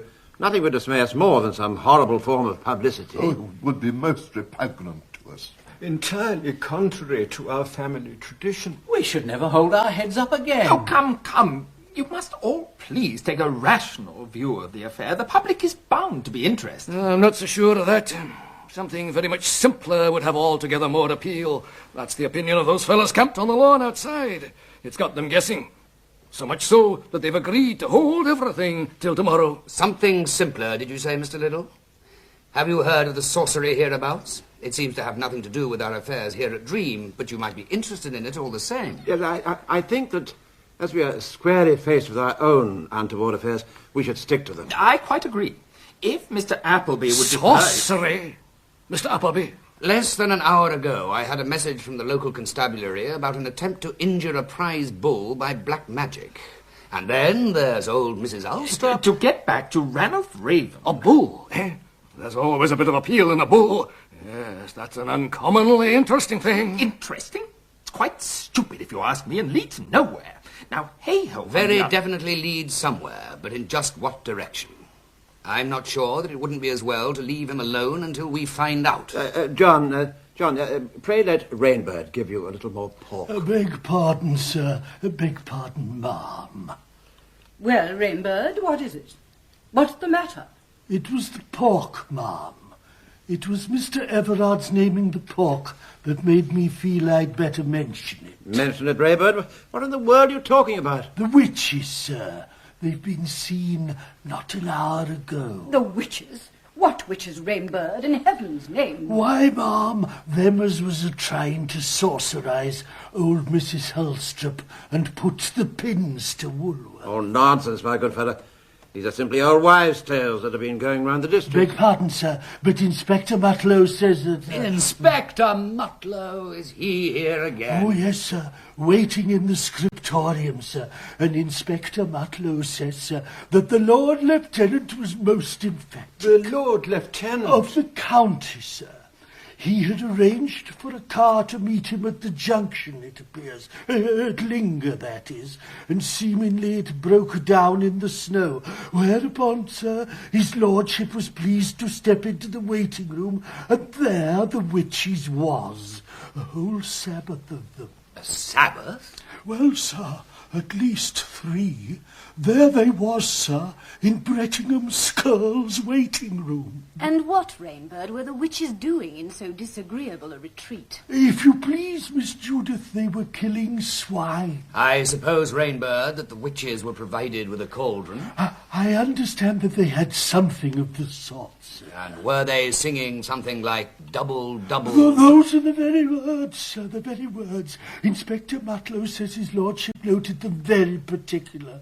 But no sooner had his lordship entered the waiting room than the witches ran out shrieking and disappeared, and there was nothing left but the carcass of one of Skirl's plaster old spots. Do you mean to say that a nobleman of the county is actually prepared to swear that he has had an interview with witches? What's all that noise? That would be the gentlemen of the press outside, sir. They're all driving off to Linger. Where's my hat? Find my coat! There hasn't been a story like this. My dear fellow, pray compose yourself. Have another glass of claret. Wait for the port. And the brandy. Keep her out! Oh, keep her out! Oh, she followed me right through the spinach. William? It is William, isn't it? Gregory Grope's assistant? Yes, sir. Whatever is the meaning of this? And what has been following you? Oh, please, sir. It was the witch, sir. Followed me right up the kitchen door, she did. A waving and a screeching like anything. Oh, I thought I was a sure goner. I see. And I suppose she had her broomstick? Yes, sir. Her hat and broomstick, sir. And she carried a great big brindle cat. Oh, that'd be how I knew she was a witch. Witches? Your whole countryside teeming with them, stealing cake, bewitching bulls, killing pigs, pursuing country boys. By heavens, it's the greatest thing in a decade! Tell them to hold the front page! But what about my tombstone? Sir Mulberry Farmer's Bible will come. Judith, blind man! Hey-ho, and the hollering head! Come back! Come back! And we didn't tell you the best one of all! Appleby's in! Appleby's in!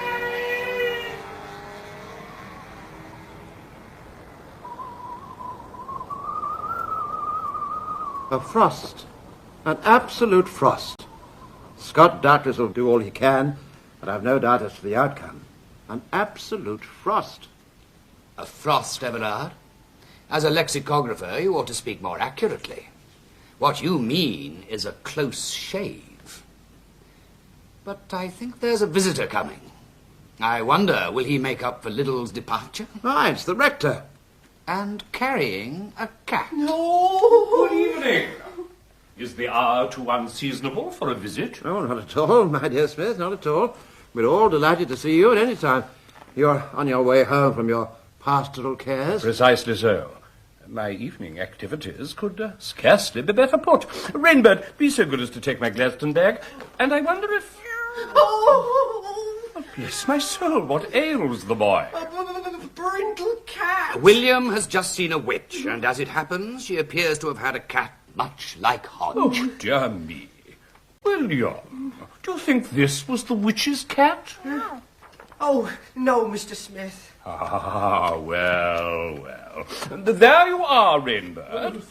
And I wonder if I might ask Peggy Pitches to give Hodge a saucer of milk. Of course, my dear fellow, of course. Let us all retire to the scriptorium. Rainbird can bring us coffee. We may make quite a snug evening of it. In conversation with Inspector Mutlow. Oh, dear me, I'd quite forgotten him. But John, I'm sure, will be able to manage all that. Yes, I think it would be wise to leave it to me. and to Mr. Smith. Smith? Well, I can hardly see that... We must all regard ourselves as hares. Little, hunted hares. And Mutlow is a whole pack of beagles in full cry. And Mr. Smith here, and his 2 sons, if I'm not mistaken, are fellow hares who have been obliging enough to cross the scent. But the situation is critical still. Now, come along.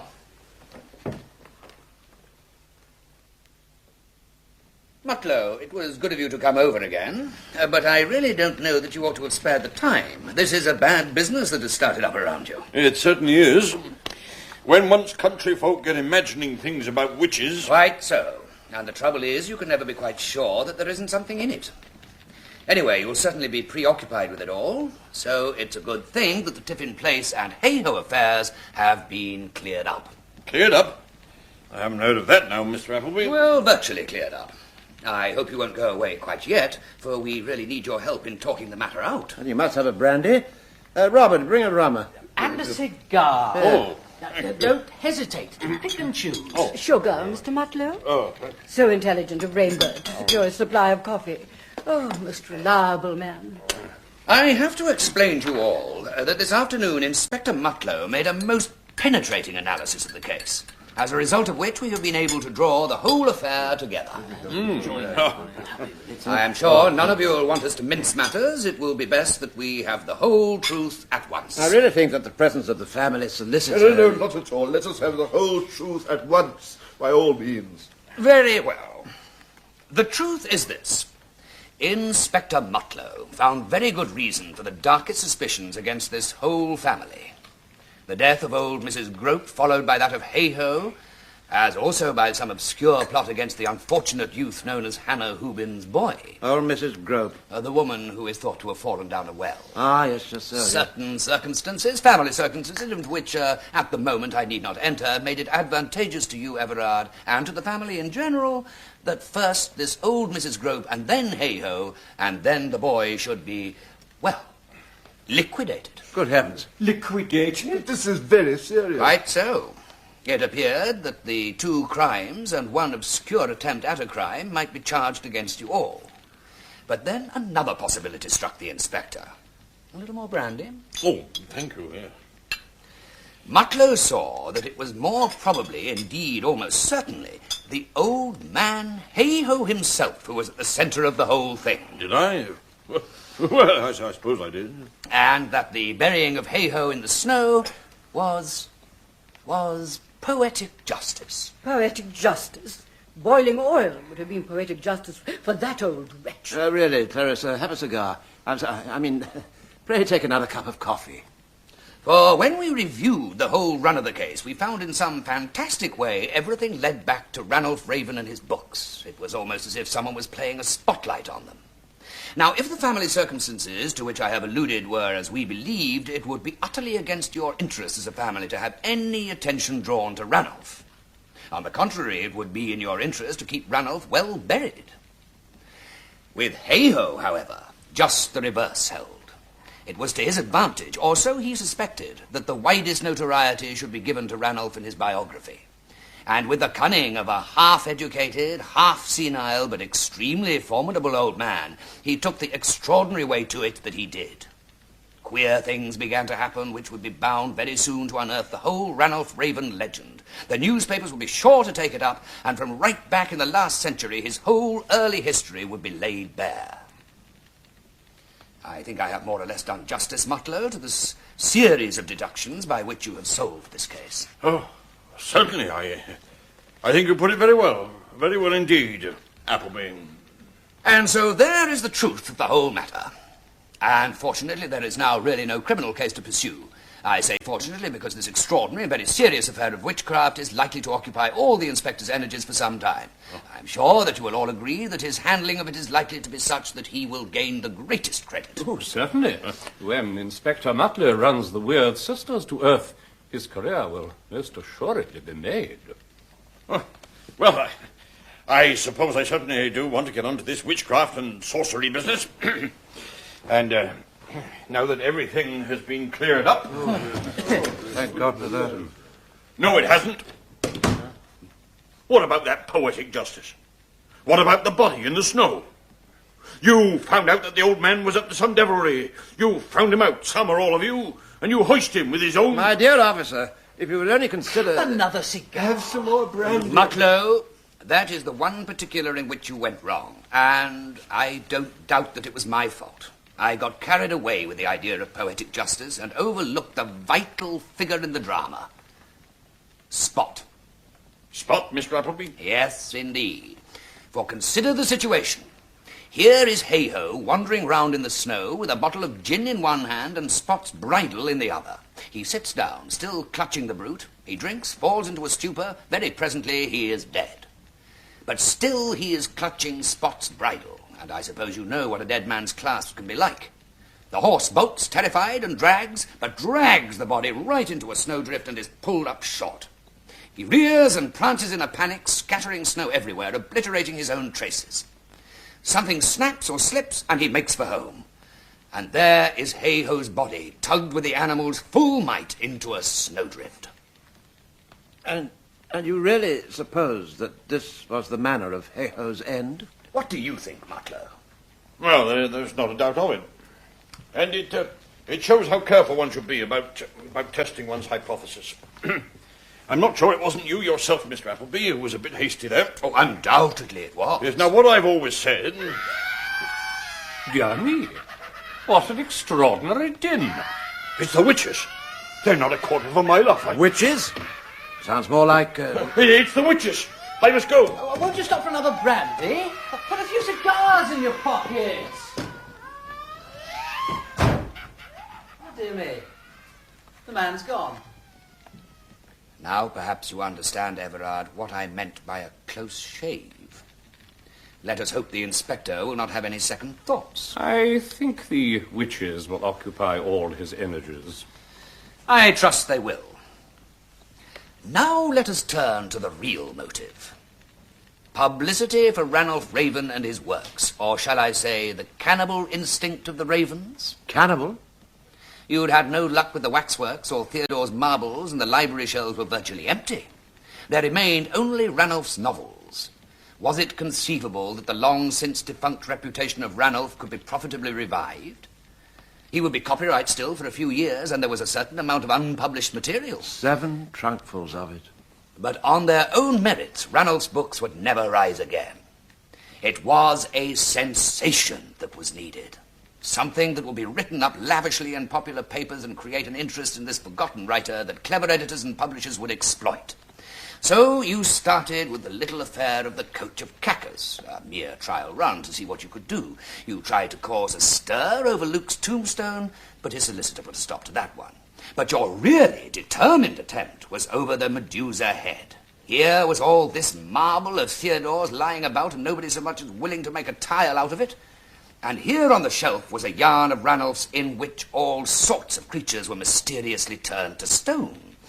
And so the campaign against the farmers of Tiffin Place was launched.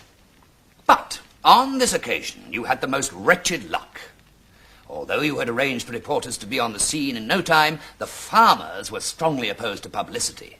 And as it happened, they both had a strong pull with the Banner and the Blair. Whereupon you went so far as to persuade the Hoobins, who were both a shade simple, to get their boy away from Tiffin Place and hide him. And you replaced him with one of Adolphus's waxworks. But again, nothing much happened, because Mutlow did very little to find out what had happened to the Hoobin boy. And this was the state of affairs when I had the good fortune to meet Everard on the train. But it was too good an opportunity to let slip, don't you see? There was this newspaper on the carriage floor identifying you to all the world as Appleby of the Yard. There was a station at Appleby's End, and there was Ranulph's story. But what did you intend to do with me? Well, I had nothing clearly formulated in my mind. I was improvising. But subsequent events, my dear John, drove your possibilities quite out of my head. No doubt. And it's to the subsequent events that we now come. When Judith and I were separated from the rest of you by the accident at the ford, she was left with rather a tricky problem. I was an Appleby and a Scotland Yard detective. How did I fit in? Was I spying upon the whole plan, or was I an innocent instrument of Everard's? She chose to pump me full of Ranulph mystery, and was more communicative about her family than such a well-bred young person would naturally be. It was odd. I am not a well-bred young person. You might be speaking of one of Lady Farmer's beastly dogs. Judith, if your manners made an adequate impression upon this young man, that is surely one satisfactory aspect of this deplorable affair. And never forget, child, that even an artist may be a gentlewoman. Yes, Aunt. And now for hey-ho. The accident had given him a shock, and he abandoned Spot and wandered off with his bottle of gin in the snow. The rest of you separated to look for us, and each made your own way independently. So the next adventure was Everard's alone, and I think indeed that he kept his own counsel for the rest of the night. Oh, dear, oh, dear.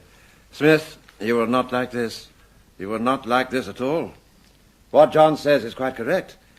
I came upon Hay-Ho's body quite by chance, and suddenly there came into my mind an old, unpublished story of Ranulph's about a gentleman who used to take earth baths in his spinney. I don't know what came over me. Everard has always been of a sanguine disposition, with a genius for making the best of things. He simply made the best of poor old Hay-Ho. No doubt. And now your plan was fairly launched at last. Within 12 hours, it was showing every sign of presently becoming a national sensation. Unfortunately, this ghost of Ranulph's that you had summoned from the grave was likely to prove a very Frankenstein. And the reason for this lay in the family circumstances which Mutlow and I became possessed of this afternoon. Tell us. Let us hear the worst. What can these mysterious family circumstances be? I can explain in very few words. I scarcely need to remind you that Ranulph was not among the more reputable of the Ravens. He had numerous illegitimate children. Hay-Ho was your half-brother, Everard, just as he was a sort of half-uncle to Mark and Judith and a cousin to Miss Clarissa.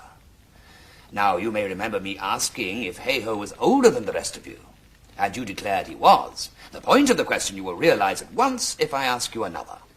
Are you really certain that Hay-Ho was illegitimate? Hay-Ho? Hay-Ho's mother became, or thought she became, a Mrs. Grope. But I'm afraid we shall find that Ranulph Raven, perhaps for some eccentric delight in the possible consequences that might result long after, had contracted a previous marriage with her. And this means that Hay-Ho was your father's only legitimate child. Hay-Ho? And when you remember that this same old Mrs. Grope met her death in a way which could well be given a sinister interpretation, you will see what danger Everard was in when he was playing tricks with Hay-Ho's body. But that's not all. Not all? Most unfortunately not. For just as Hay-Ho was your father's legitimate son, so is the half-wit boy involved in your Tiffin-Place plan Hay-Ho's legitimate son. Or at least it seems probable that it was so. You mean that these family circumstances, as you call them, are still purely conjectural? As far as I am concerned, they are. But from the very vigorous diversionary action which Mr. Smith has thought to take this afternoon and evening, I think he probably possessed some certainty in the matter. Hay-Ho and the woman known as Mrs. Hubin were married at Yatta some 17 years ago. Having this information, together with some knowledge of the matter of Hay-Ho's own legitimacy, I saw the extreme danger of the position and the conclusion to which the police might very readily come. A little clouding of the issue, I thought, might give us time to see where we were. Hence the theft of Mrs. Ulstrup's cake.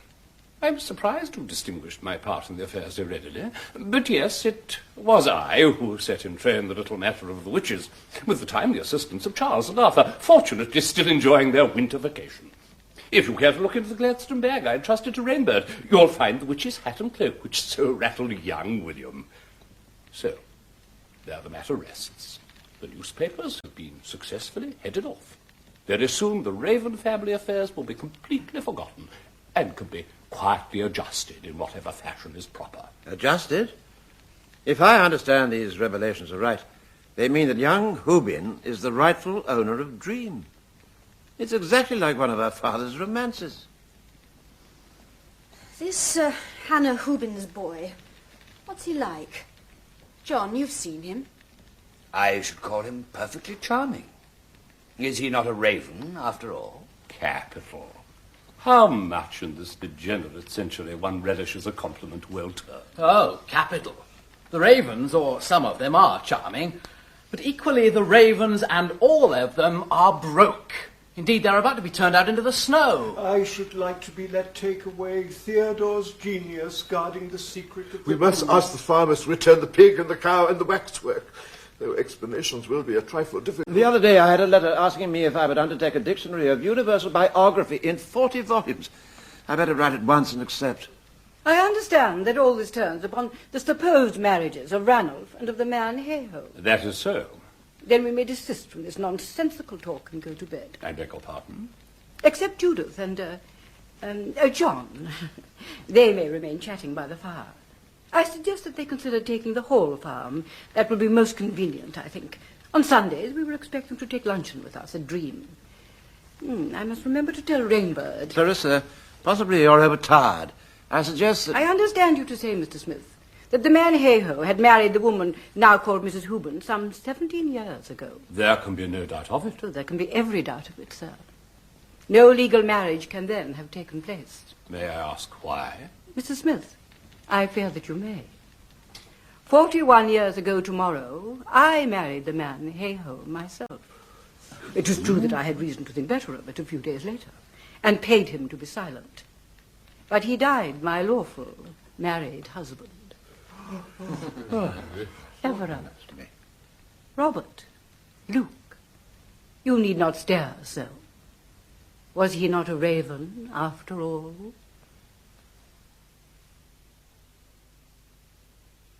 In Appleby's End, by Michael Innes, dramatised by Michael Bakewell, the part of Inspector Appleby was played by John Hurt, Everard by John Le Mesurier, Clarissa by Joyce Redman, and Judith by Pippa Gard.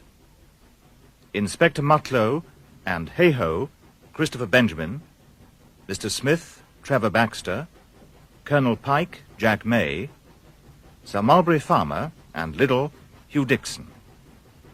Rainbird, John Sharp, Luke, Louis Stringer, Robert, Anthony Newlands, Mark, Richard Derrington.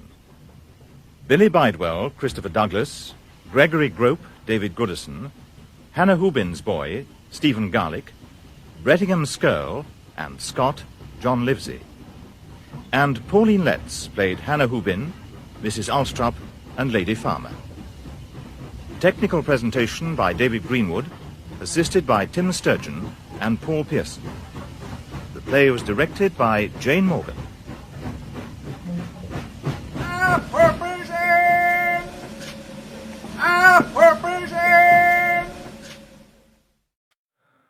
This world is endless,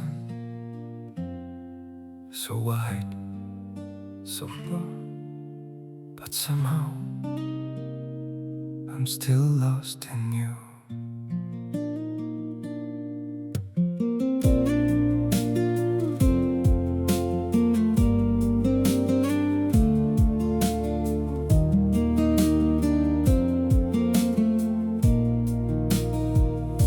Streets are full of moving shadows, countless places I could go. City shining, people passing, yet I still feel so alone. Every road keeps leading nowhere, every sky feels cold and blue. In this world so vast and open, I'm still lost in missing you. The world is wide, so wide before me, but I keep losing my way. Somewhere in the endless distance, your memory makes me stay.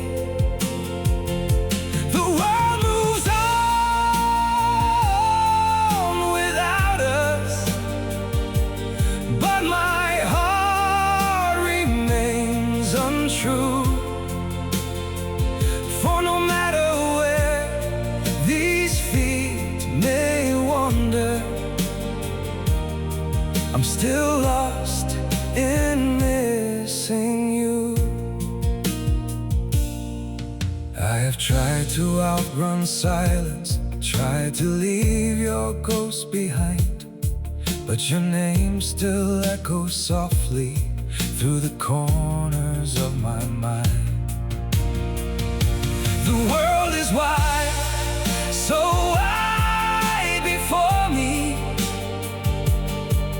but I keep losing my way.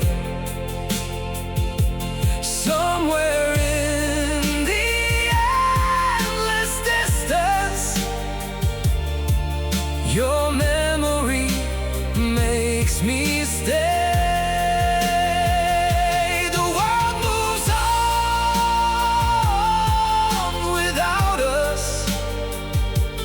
But my heart remains untrue. For no matter where these feet may wander, I'm still lost in missing you. Maybe someday I'll stop searching for your face in every crowd, but until that day, this broken heart will keep calling your name out. The world is wide, so wide before me, but I keep losing my way.